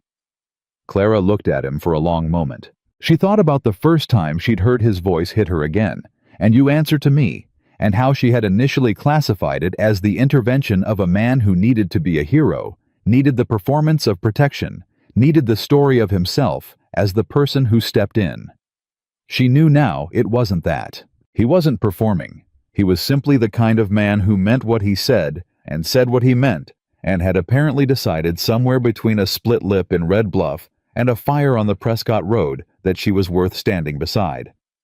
All right, she said. All right, he said. She handed him the original ledger. He took it to the lockbox, and Clara Whitfield sat down at her desk in the ranch that was starting to feel like the first solid ground she had stood on in years, and she waited for Silas Whitfield to come collect what he thought was still his. She was no longer the woman who would make it easy for him. Silas came on a Friday morning. Clara heard the horses before she saw anything 4 of them, which was 2 more than she'd expected, and told her immediately that Silas had decided this was a show of force rather than a negotiation. She was at the desk when Cooper knocked on the doorframe and said voice tight, Miss Whitfield, you need to come out. She capped her ink bottle, set down her pen, smoothed the front of her dress. She walked out into the yard with her hands free and her back straight, and she did not allow herself to hurry. Silas Whitfield sat on a gray horse in the center of the yard with Dobbs on his left, and the Tucson land speculator, whose name she now knew from the Prescott records, was a man called Renner on his right. Behind them was a 4th man she didn't recognize, broad-shouldered and carrying himself with the particular blankness of a man paid to intimidate. Walt was already at the yard. 3 ranch hands had drifted into positions that were not accidental. Cooper stood near the water trough with his thumbs in his belt, watching. Ethan came out of the barn. He walked to Clara's left and stopped. He did not reach for his revolver. He did not say anything. He simply stood beside her close enough that she could feel the steadiness of him, and waited. Silas looked at Clara the way he had always looked at her, with the particular contempt of a man who has decided what something is worth and resents being asked to reconsider. "You've got something of mine," he said. "Good morning, Silas," Clara said. He blinked. He had not expected pleasantries from Clara, who had always responded to his hostility with either silence or deflection, apparently confused him. "Good. The ledger," he said. "And whatever copies you made, I want them." "I'm afraid that's not possible," Clara said. His face went red. "That ledger is the property of Whitfield & Sons Trading Post. You took it when you left without permission, and I want it back. You've got no right to—" "I kept that ledger," Clara said. "Every entry in it in my handwriting is mine. Every entry in your handwriting is evidence." She let that land. "Your solicitor's letter was forwarded to my attorney in Prescott 3 days ago. All future correspondence should be directed to him." The silence in the yard had the quality of a held breath. Silas stared at her. Something was happening in his face. The red was deepening.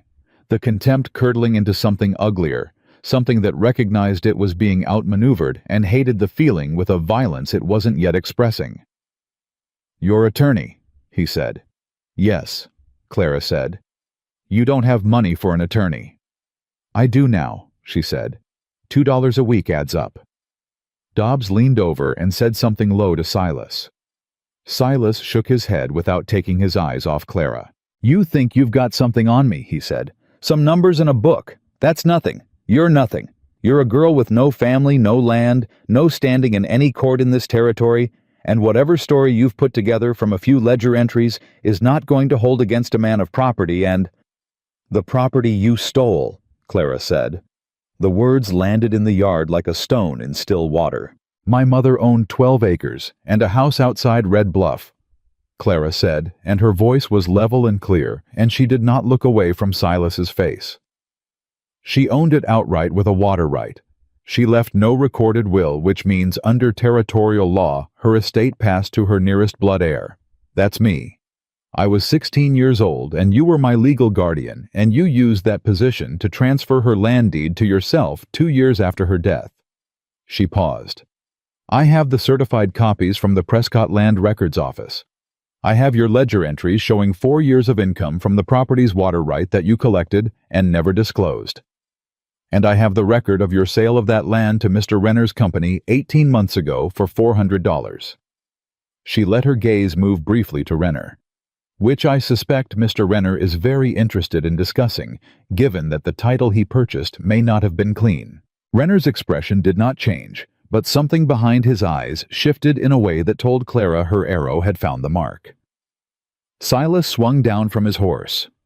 He was moving toward her before his feet hit the ground, and the movement was fast and ugly in the way that only a man operating on fury and desperation can move, without calculation, without strategy, simply closing the distance because he couldn't think of anything else to do. Ethan stepped forward. He didn't reach for his revolver.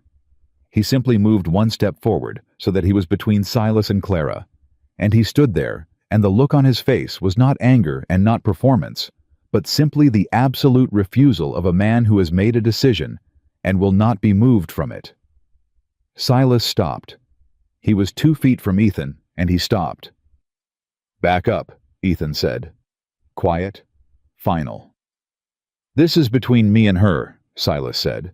"You stopped having anything between you and her the moment you rode onto my property uninvited," Ethan said. "Back up, Mr. Whitfield." Dobbs had dismounted. The broad-shouldered fourth man had dismounted. Walt moved, and 2 ranch hands moved with him, and the geometry of the yard shifted in a way that made the arithmetic very clear. Silas backed up. Not because he wanted to, because the alternative had become obvious. His face was doing something terrible. The collapse of a man who has built his entire identity on the certainty that people beneath him will stay beneath him, confronting the fact that one of them has stopped. "You've got nothing," he said to Clara, but the conviction had drained out of his voice. and what was left was thinner and more desperate. Whatever you think you have, it'll never hold. Courts cost money. Lawyers cost money. You think this cowboy is going to fund your little crusade forever? You think he's going to— That's enough, Ethan said. She's using you, Silas said, turning on Ethan with the frantic pivot of a man who had run out of angles. You brought her here thinking she was some poor, helpless girl, and she's played you for a fool. She's a manipulator, just like her mother was a manipulator, just like— Silas! Clara's voice cut through cleanly. Stop talking about my mother. Something in the quality of her voice made him stop. It was not loud. It was not heated. It was the voice of a woman who has decided she is done absorbing and has nothing left to lose by saying exactly what is true. My mother worked herself to exhaustion keeping a home and raising a child alone after my father died, Clara said. She kept her property, paid her debts, and left what she had to the only person she loved. You called her manipulative because she wouldn't be grateful for your interference. You called me ungrateful because I noticed what you were doing.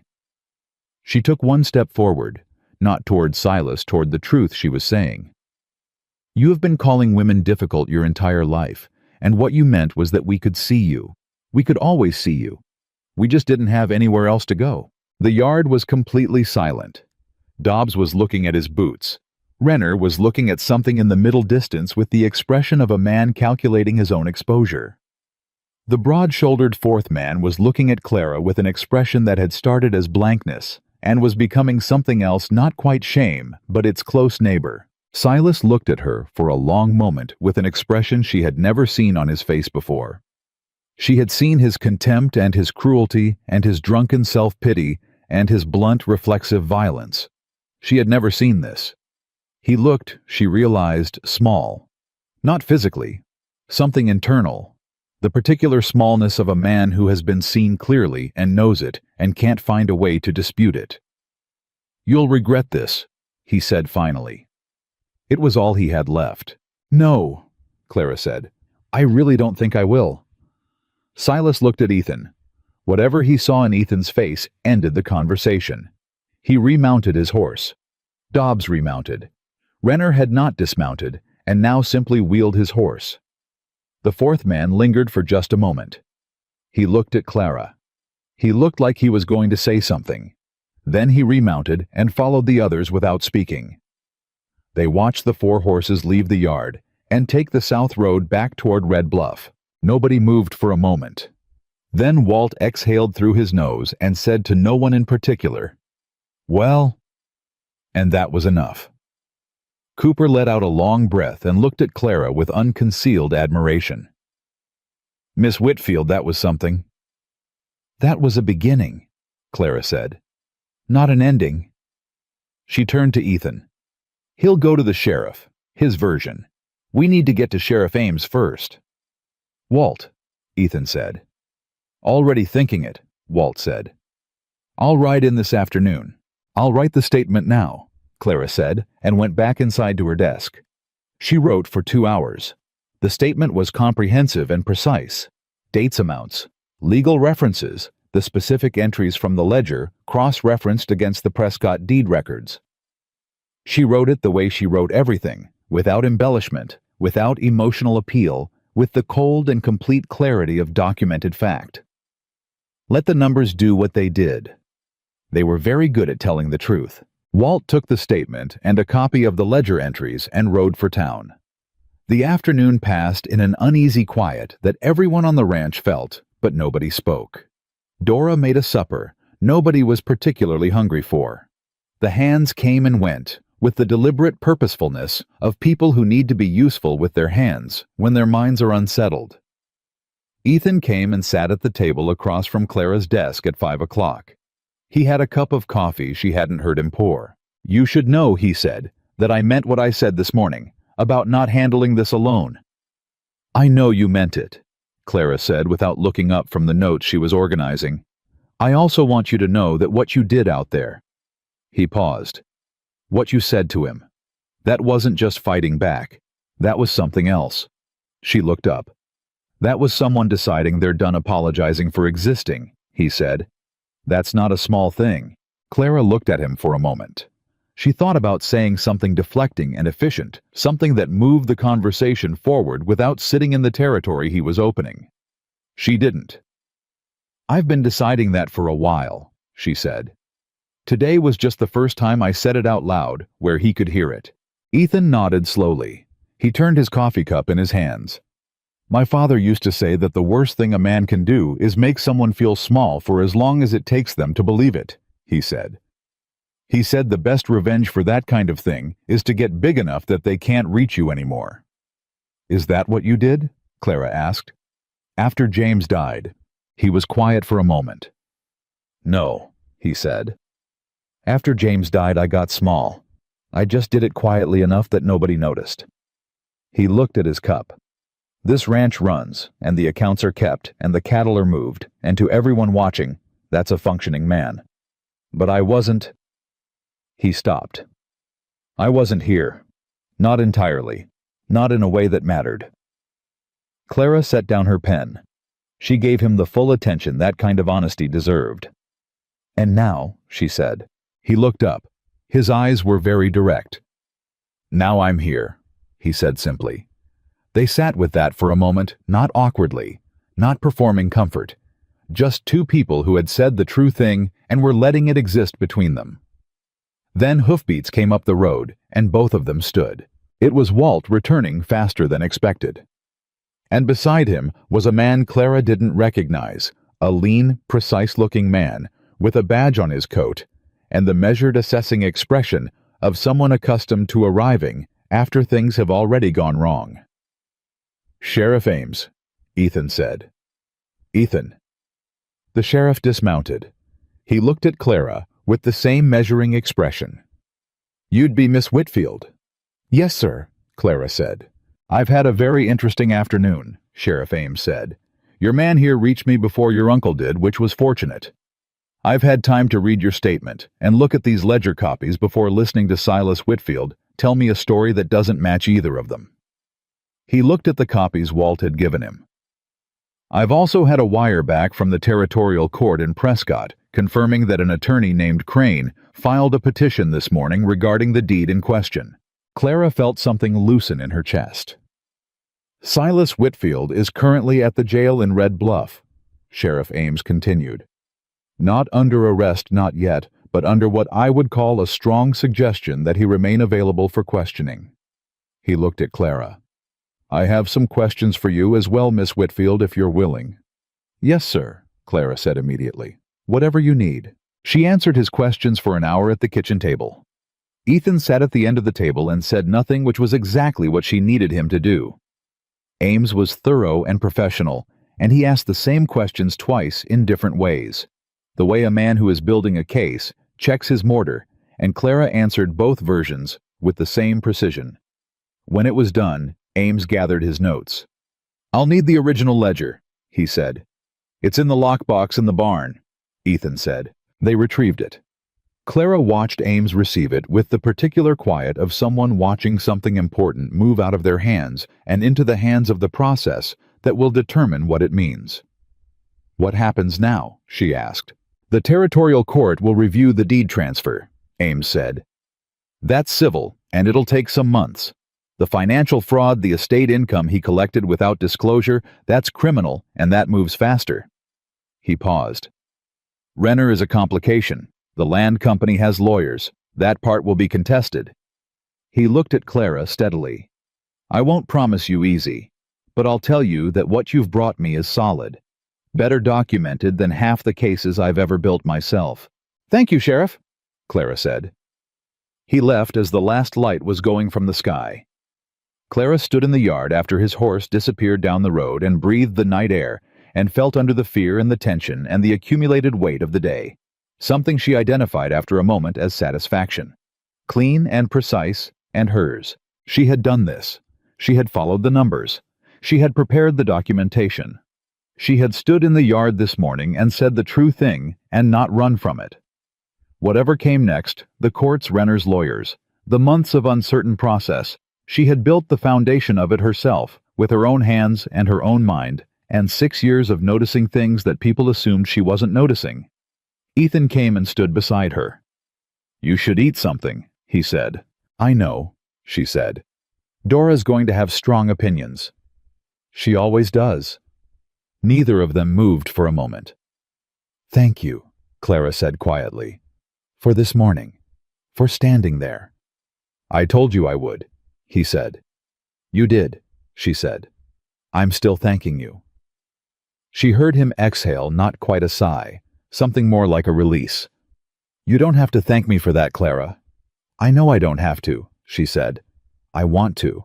He turned to look at her in the dark, and she turned to look at him, and in the particular honesty of exhaustion and relief, and the awareness of something having shifted, not just today, not just in the yard with Silas, but over weeks of coffee left outside doors, and sleeves mended, and ledgers filled, and nights on the porch listening to coyotes, and all of that, she found she was not afraid of what she saw in his face. She had been cataloging him carefully for weeks in the way she cataloged everything, looking for the cost, the conditional, the thing hidden under the offer. She had not found it. What she had found in its place was simply this: a man who said what he meant, and stood where he said he would stand, and had been without announcement or theater, becoming the kind of safe she had stopped believing in. She didn't say any of that. She wasn't ready to say it out loud yet, but she thought it, and she let herself think it. And that was already more than she had allowed herself in a very long time. Let's go eat, she said. Yes, ma'am, he said, and the corner of his mouth moved. They went inside. 3 days later, the letter from Aldous Crane arrived. Clara opened it at the desk with her coffee, and read it twice, and then set it down with both hands flat on the desk and stared at it. Ethan came in from the morning rounds and took one look at her face. What now? The territorial court has issued a preliminary ruling, she said. The 1874 deed transfer has been flagged for full review on grounds of improper guardianship procedure. She paused. They've also frozen any further transactions on the property by Renner's company pending the outcome. Ethan went still. That's good. That's very good, Clara said. But there's more. She looked at the letter. Crane found a second document. In the probate records, something that wasn't properly filed at the time of my mother's death. A letter of instruction. She stopped. Clara. Ethan's voice was careful. What kind of letter? My mother wrote it 3 months before she died, Clara said. She wrote it to a notary in Prescott who apparently never received it. It was found in a secondary file misfiled under the wrong name, which Crane believes was not accidental. She steadied her voice. In it, she names me as sole heir to the land, the water right, and a bank account in Prescott holding $160. The number sat in the air between them. $160. A bank account. Open for 20 years, collecting interest under a name that Silas had apparently not known to look for. He didn't get all of it, Clara said, and her voice was very quiet. He stole everything he could find, and he missed this. Ethan crossed the room.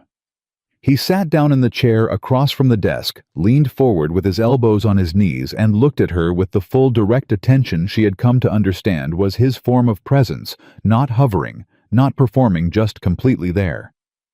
Your mother hid something for you, he said. She hid something for me, Clara said. She looked at the letter. She thought about Ruth Whitfield, the quiet, precise, capable woman she had been trying to live up to for 22 years. The woman who had taught her to keep records. The woman who had apparently in the last months of her life, and knowing she was ill, filed a letter with a notary and made sure, as much as she could make sure from where she stood, that Clara would have something. That Clara would not be left with nothing. The tears came without warning, and Clara, who almost never cried, who had been practicing not crying for 6 years as a survival strategy, found she had no defense against them. Not the devastating kind of tears. Just the plain human kind that come when something you have been holding against a wound for a very long time is finally allowed to be set down. She pressed the back of her hand against her mouth. Ethan did not say anything. He did not reach for her or make the kind of soothing sounds that would have required her to manage his discomfort. He simply stayed where he was, present and steady, and let her have it. After a moment, she breathed. She lowered her hand. "Sorry," she said. "Don't be," he said. "I don't usually." "Clara," he said, and his voice was very gentle. "You just found out your mother tried to take care of you even from the edge of her own death. You're allowed to feel that." She looked at him. "You've been so careful," he said quietly. "So precise, so completely in control of every single thing within your reach.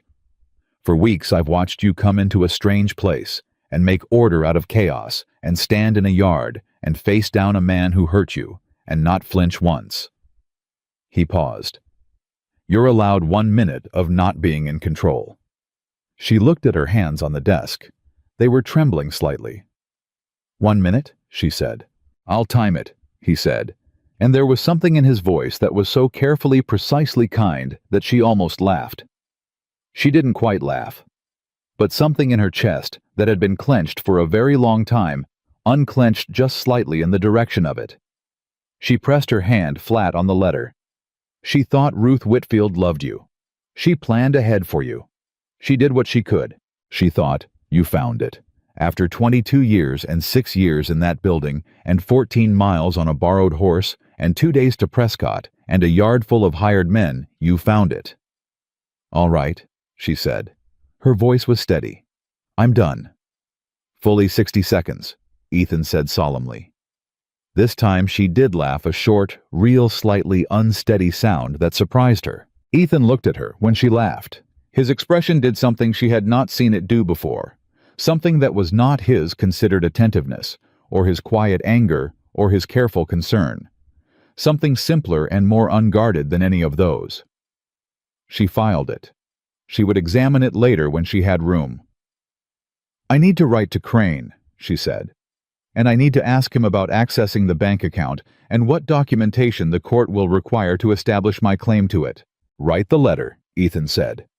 "I also need to find out whether the frozen land transaction affects Renner's liability and whether we can use it as leverage in the criminal fraud case against Silas."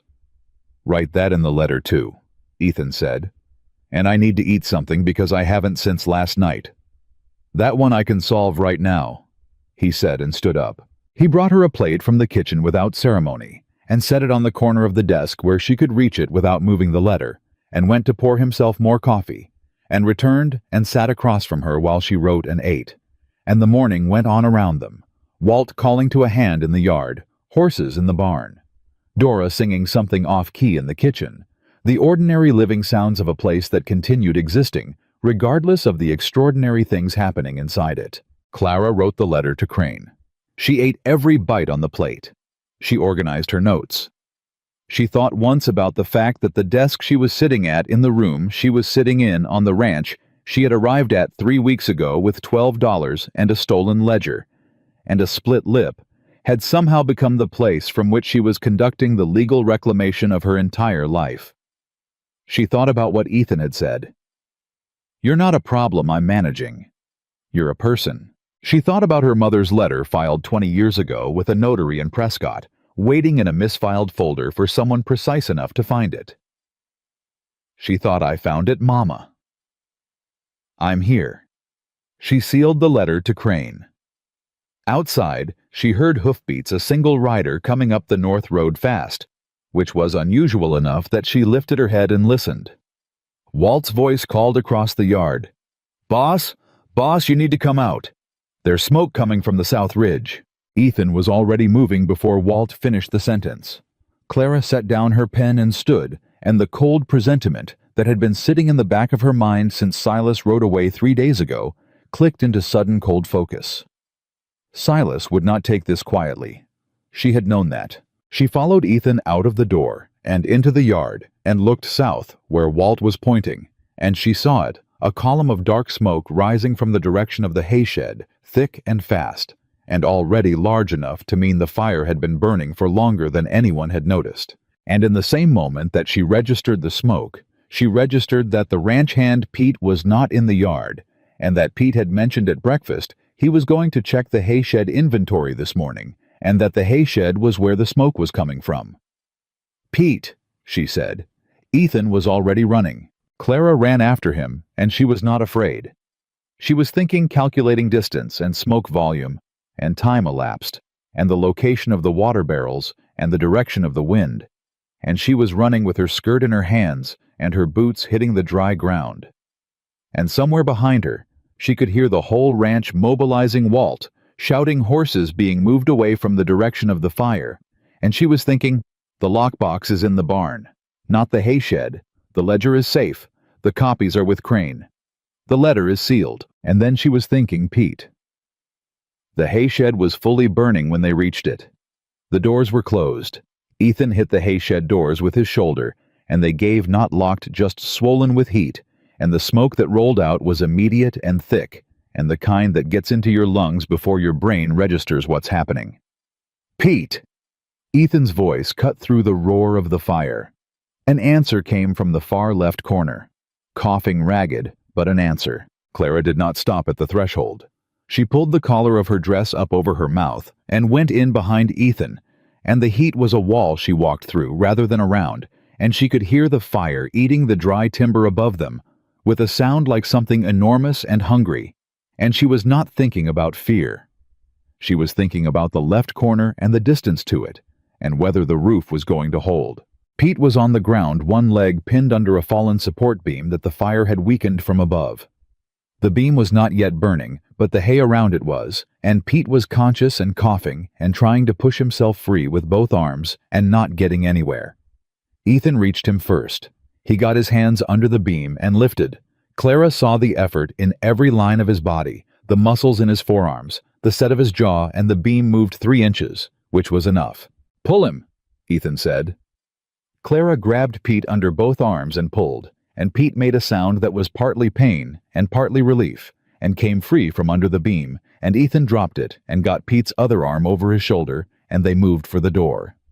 The roof made a sound Clara would remember for the rest of her life, a deep cracking groan of something giving up its structure. They were through the doors when it came down.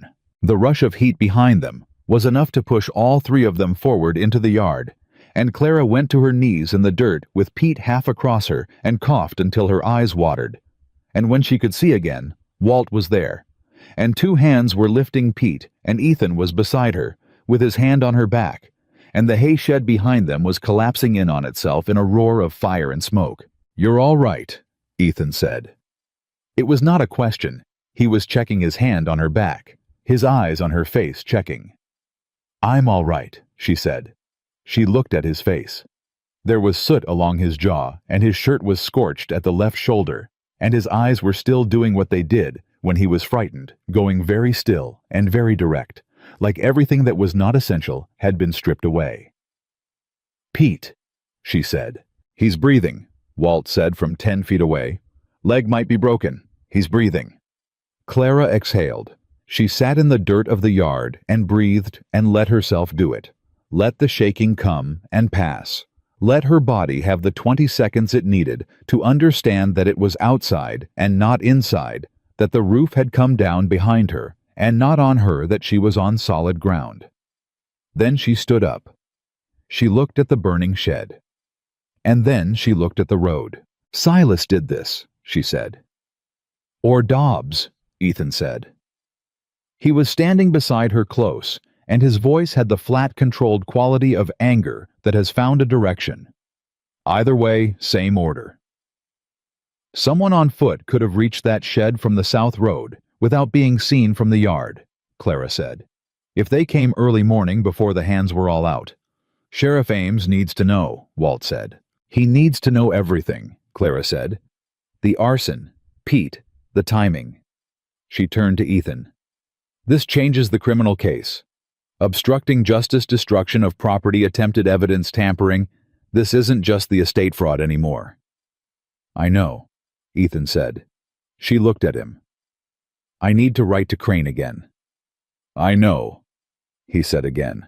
And then, "Clara, are you actually all right?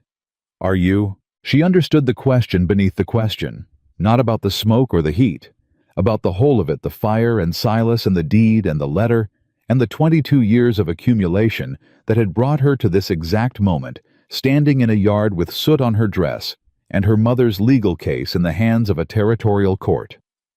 "Yes," she said, And then, because it was true and she was done being imprecise about the true things, because I'm not alone in it. Ethan looked at her for a long moment. Something moved through his face, the unguarded thing she had seen when she laughed back at the desk, but larger now and closer to the surface. He did not say anything, but he nodded once slowly, and the nod meant something she understood without needing it translated. Walt rode for town before noon. Clara wrote 2 letters, one to Crane, one directly to the Territorial Marshal's office in Prescott, documenting the arson and its connection to the ongoing fraud case with the same precise, comprehensive language she brought to everything. She included the timing, the proximity to Silas's visit 3 days prior, the injury to Pete, the loss of the hay shed, and a formal request that the Marshal's office open an independent investigation into Silas Whitfield and Gerald Dobbs. She sealed both letters. She wrote the addresses in her careful, even hand. She set them on the corner of the desk. Then she went to check on Pete. He was in the bunkhouse with his leg splinted. Walt had done it before, riding out efficiently and without fuss, and he was pale but coherent, and trying to pretend the pain was less than it was, in the way of young men who believe discomfort should be private. Clara sat on the stool beside his bunk and looked at the splint and adjusted the wrapping at the ankle where it had slipped. Pete watched her do it. "You came in after me," he said. "Not an accusation. Something quieter." "Yes," Clara said. "You didn't have to do that." "I know," she said. She tied off the wrapping. "People keep telling me I don't have to do things. I find I do them anyway." Pete was quiet for a moment. "This is because of you," he said finally. "The fire. Silas." Clara stopped. She looked at him directly. "Yes," she said. "It is." "I'm not saying that I'm not blaming." Pete struggled with it. "I'm saying I know what it cost you to say yes to this place, to this fight. And I want you to know that I don't mind." He paused. "That's all." Clara looked at the young man with his broken leg and his soot-darkened face and his earnest, searching expression, and she thought that 3 weeks ago she had arrived here not trusting any of them, waiting for the moment when the welcome would reveal its price. She had been wrong to wait. There was no price. "Thank you, Pete," she said. "Rest your leg." She went back to the desk and worked through the afternoon with the focus of someone who understands that the most effective response to chaos is to build order inside it. She updated the ranch accounts. She reconciled the week's supply deliveries. She wrote a precise damage assessment for the hay shed, calculating the replacement cost of the structure and the stored inventory and the labor time lost, because if the case went to damages, she wanted a number ready and she wanted it to be accurate. Cooper appeared at her elbow at 3 o'clock with coffee and said quietly, "You doing all right, Miss Whitfield?" "Yes, Cooper," she said. "Thank you for asking." He nodded, moved to leave, then stopped. "We're all glad you're here," he said. "The whole crew. I just thought you should know that." He left before she could respond, which was probably merciful because Clara was not entirely certain what her face was doing. She drank the coffee. She kept working. Sheriff Ames arrived the following morning with a deputy and a face that said his afternoon in Red Bluff had been productive in ways that were not yet finished. He examined the burned shed. He spoke to Pete. He read the statement Clara had prepared, made 3 notes in his record book, and looked at her across the kitchen table. "Gerald Dobbs was seen on the South Road 2 miles from this property yesterday morning," he said. "Before 7 a.m., a rancher named Sutton passed him going the other direction and remembered because Dobbs had no good reason to be that far north of town." Clara absorbed this without expression. "Is that enough?" "It's a start," Ames said. "Coupled with Silas Whitfield's presence on your property 3 days prior and the stated intention to recover documentation relevant to the fraud case. Yes, I've requested a territorial marshal because this has moved beyond a local matter." "When?" Clara said. "Already wired Prescott last night," Ames said. "Marshall should be here inside a week." She nodded. "What about Silas?" "Silas Whitfield is not to leave the county," Ames said. "He knows it. His solicitor Hatch came to see me this morning and was considerably less comfortable than the last time I spoke to him. Renner's company has retained separate legal counsel. He paused.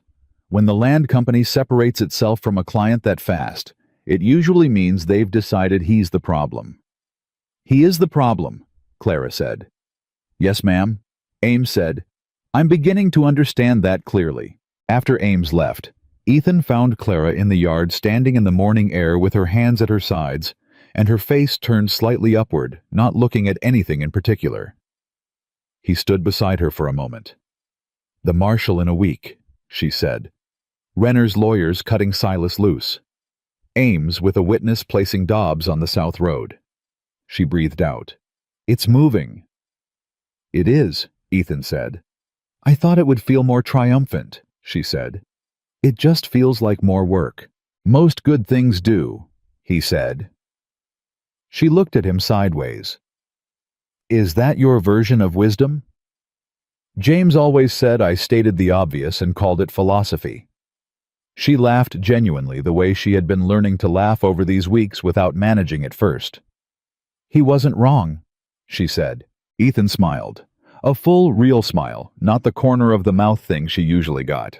It changed his face substantially, opened it up, made him look younger, she thought, like the person he had been before a stampede on a winter night 2 years ago had closed something down inside him.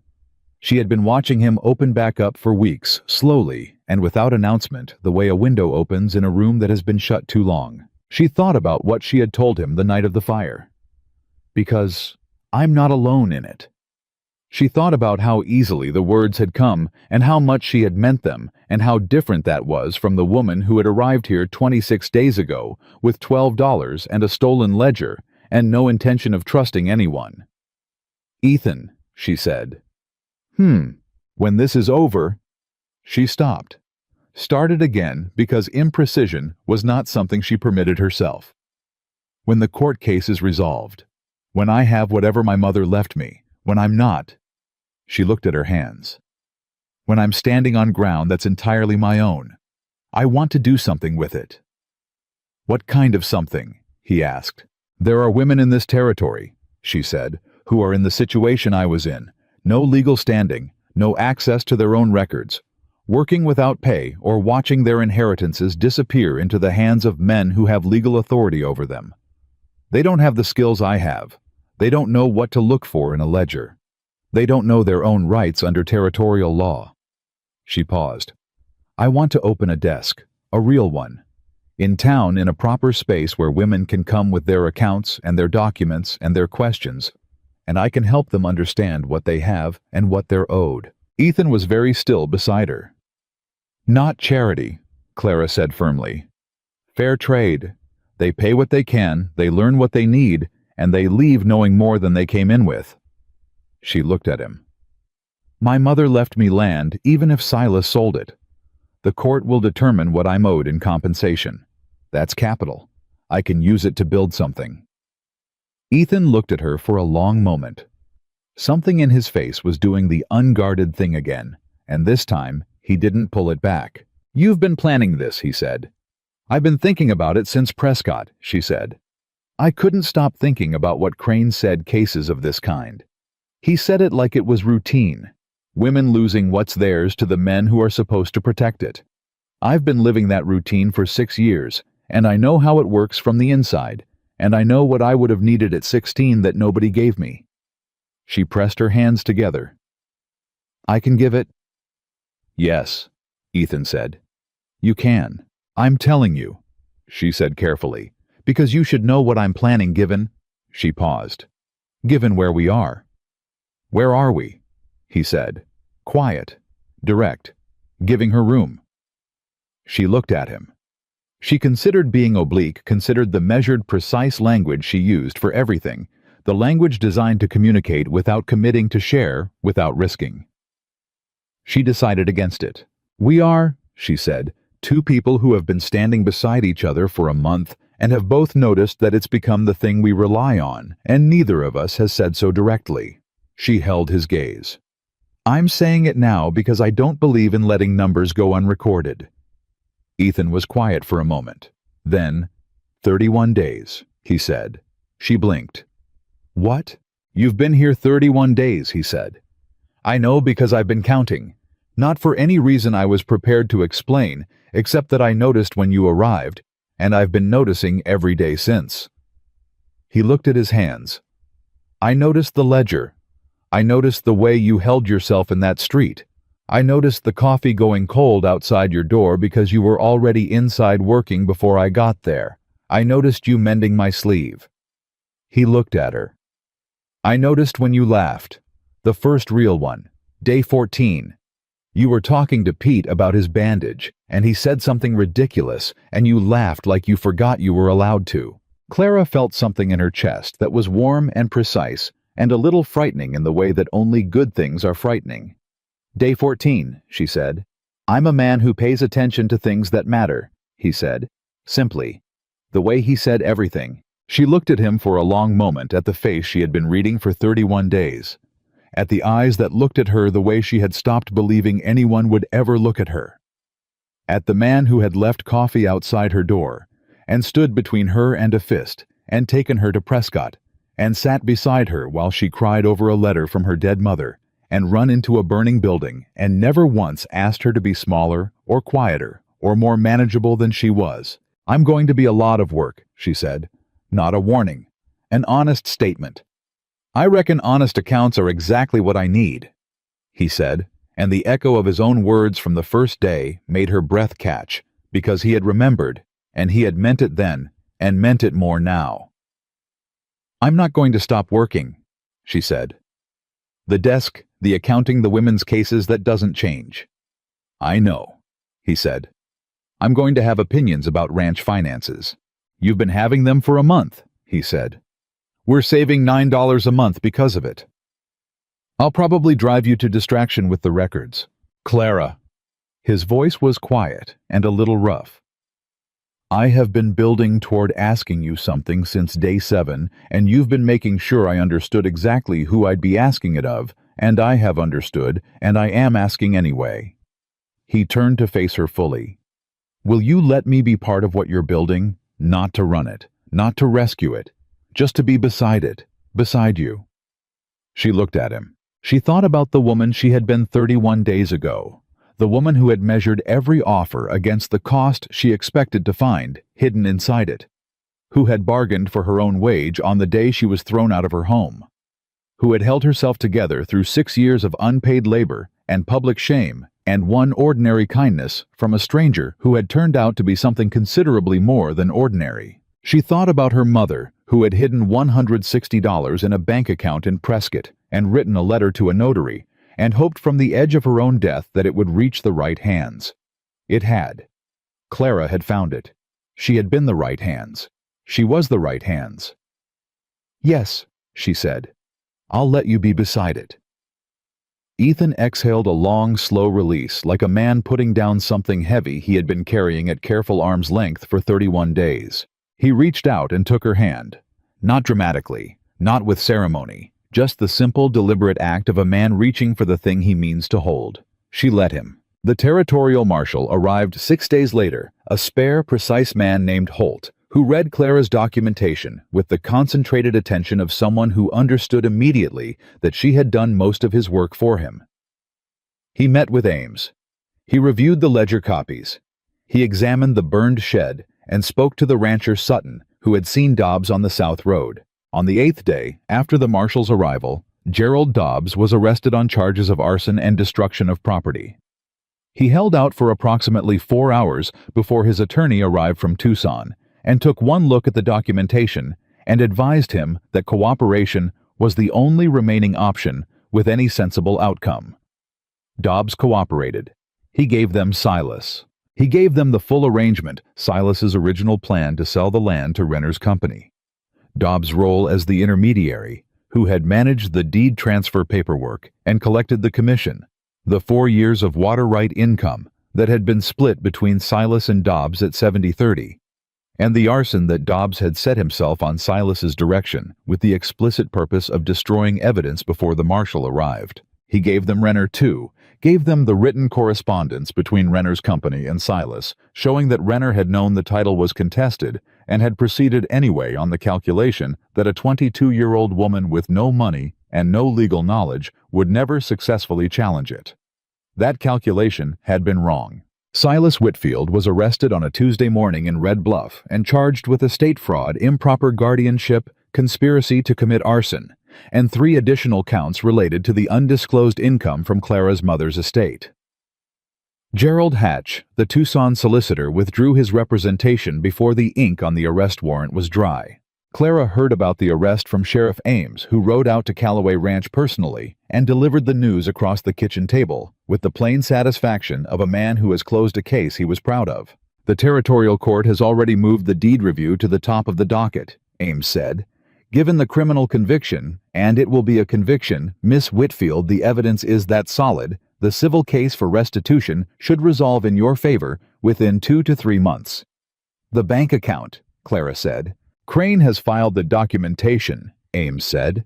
"The account is yours. $162.40 with interest." He paused. "There's also the matter of compensation for the unlawfully transferred land, which, given Renner's separate liability, may ultimately result in a cash settlement rather than recovery of the parcel itself." "I know," Clara said. "I've run the numbers." She had been running them for 2 weeks. "A fair market compensation for the land, plus the 4 years of undisclosed water, right income minus legal costs, puts me in a position to fund the desk I'm planning." Ames looked at her for a moment. "What desk?" she told him. She explained it the way she had explained it to Ethan, concisely and completely, without embellishment or appeal, because the facts were sufficient. Ames listened. He was quiet for a moment. Then he said, "Miss Whitfield, I've been law enforcement in this territory for 16 years. The number of cases I've worked that came to me too late because the woman involved didn't know her own legal standing is—" He stopped. "It's considerable. A desk like what you're describing, run by someone with your skills and your experience." He paused again. "It would matter." "I know," Clara said. "That's why I'm building it." The weeks that followed had a different quality from everything that had come before. The acute tension of Silas's threat resolved into the steady, workable pressure of legal process. The court documents moved through their sequence. Crane wrote regularly, with updates each letter more optimistic than the last. Pete's leg healed cleanly enough that he was walking without a limp by the 6th week. The burned hayshed was rebuilt. Clara kept the construction accounts naturally, and the ranch went on with the particular resilience of a working place that understands disruption as a temporary condition. Clara kept the supply ledgers. She kept them immaculately. She also began keeping a second set of records that had nothing to do with Callaway Ranch. A growing file of the cases she was learning about secondhand from Walt's wife in town, and Dora's friends, and the women who came to the dry goods store and spoke quietly to other women about things they had no formal language for. A widow whose husband's brother had claimed the farm. A young wife whose father-in-law had altered her marriage settlement. A woman who had worked 20 years in her family's business and discovered when her father died that she had no legal standing in its inheritance. Clara wrote to each of them. She wrote practical letters, not sentimental ones. She wrote, "Here is what you have. Here is what it means. Here is what you can do with it." She included, where relevant, the name of Aldous Crane in Prescott, who had become over the course of these months something approaching an ally in the formal sense and a friend in the practical one. Ethan knew about the letters. He watched her write them at the desk in the evenings, and he brought her coffee and did not ask her to stop or slow down or remember that she was also managing his ranch accounts, because he understood, in the way she was learning to trust, that he understood things without needing them. Explained that this was not separate from who she was. This was who she was. The desk and the accounts and the cases and the letters were all the same impulse, noticing what was wrong and refusing to look away from it. They were standing on the porch one October evening when Ethan said, "The cottonwoods are going yellow." "Summer finally broke," Clara said. "Took long enough." They stood in a comfortable quiet. The ranch was settling into the sounds of evening horses, the distant call of a bird, the ordinary domestic noise of Dora finishing in the kitchen. "I've been thinking about the property on the east side of town," Ethan said. "The one that's been empty since the Halverson family moved north. It's a good size. Ground floor could be a proper office space. The upstairs is 2 rooms that could serve as a residence if someone needed it. He paused. Belongs to a man in Tucson who's been trying to sell it for 2 years. Price is negotiable. Clara turned to look at him. It would need work, he said. New windows on the east side. The front door needs replacing. Probably the porch boards. He looked at the middle distance with the expression of a man who has been quietly calculating. Walt knows a good carpenter in town, and I reckon I know someone who's been saving up a considerable amount of $2 a week for 3.5 months plus what the court case is going to put in her hands. He glanced at her sideways. Just an observation. An observation, Clara said. I don't make decisions that aren't mine to make, he said, and the echo of her own words from 2 months ago made her chest fill with something that had no single clean name. It was gratitude and amusement, and the deep specific tenderness that comes from being known accurately by someone who chose to keep knowing you. I'd like to see it, she said. Saturday, he said. Saturday, she agreed. They went to see the property on Saturday. It was, as Ethan had said, a good size. It needed work.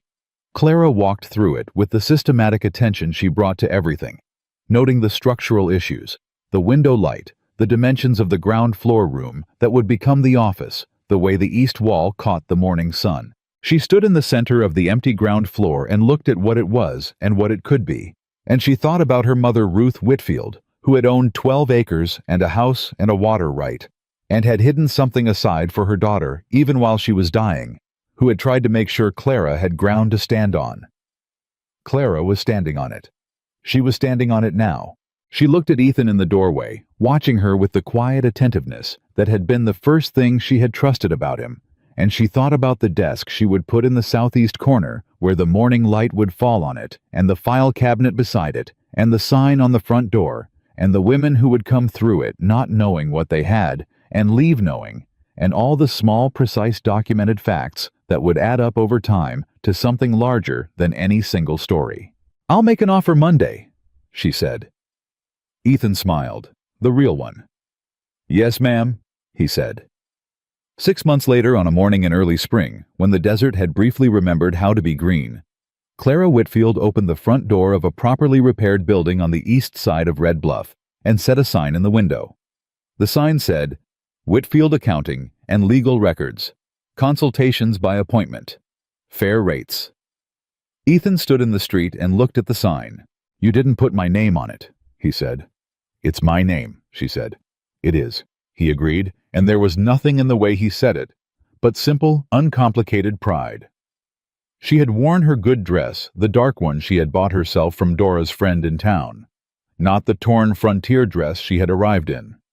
Not the dress she had been wearing when she fell into the summer dust outside Whitfield and Sons trading post. A dress she had chosen herself, purchased with her own money on her own terms.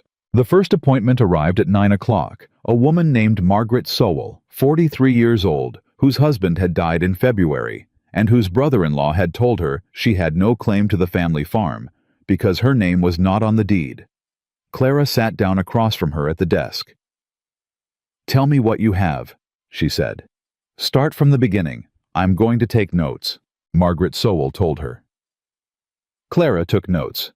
Precise, comprehensive, careful notes in her even reliable hand, noting every date and every asset and every statement the brother-in-law had made, and exactly why each of those statements was or was not legally accurate. Margaret Sowell left an hour later with 3 pages of notes in her hand, and the name of Aldous Crane in Prescott, and the clear documented, undeniable knowledge that she had considerably more legal standing than her brother-in-law had led her to believe. She left with her chin up. Clara watched her go, and then turned back to her desk and opened her record book to a fresh page and wrote the date at the top. She thought about a girl in a summer street with blood on her face and dust in her hair, holding a ledger against her chest, because it was the only thing she had that was true. She thought about her mother's letter in a misfiled folder, waiting 20 years to be found by someone precise enough to look. She thought about Ethan Calloway riding into a street in Red Bluff and saying 4 words in a quiet voice and changing with those 4 words the entire direction of everything. She picked up her pen. Outside, she heard him cross the porch. His familiar step, the sound of him settling into the chair by the door that he had moved out there without comment last week because he intended to be nearby and he didn't need to explain why. And she heard him pour coffee from the small pot she had left on the porch rail. And she heard the particular silence of a man who was content where he was. A woman's worth is not decided by the people who used her, shamed her, or abandoned her. It is decided by what she builds the morning after she stops believing them. Clara Whitfield had decided, and she was just getting started.